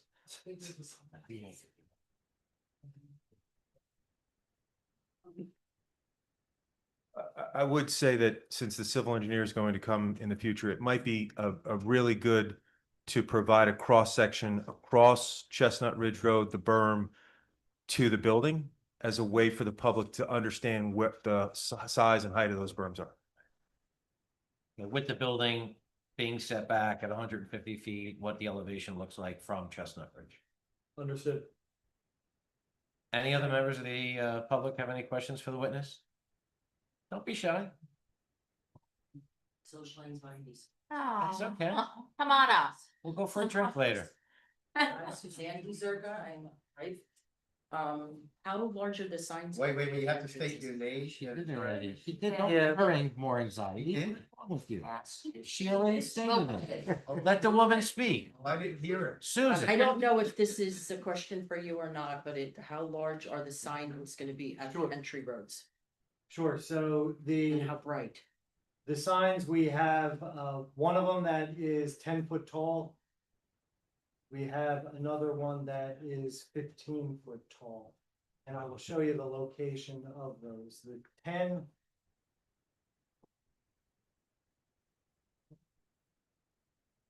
Jumping back to the master plan sheet, the 10 foot tall sign, it happens at the multifamily. As well as over by the townhome, and then the taller sign, that 15 foot sign is over by the retail. Okay, I don't know if this is, I don't know who to ask this. Is this gonna be a gated community? It is not a gated community. No, it's open to the I mean, there's retail space. Yeah. Well. Yeah. That could be just for people who live there. I mean, the pool will be gated. It sounds like the apartment building will be So where the, secure. like Casado River Grand is gated. It's not that. No, it's not gonna be similar that. To that, where No. it's something where nobody else can get in. No, Yeah, it's gonna be. open. Somebody could drive in there, people certainly can walk in. Okay.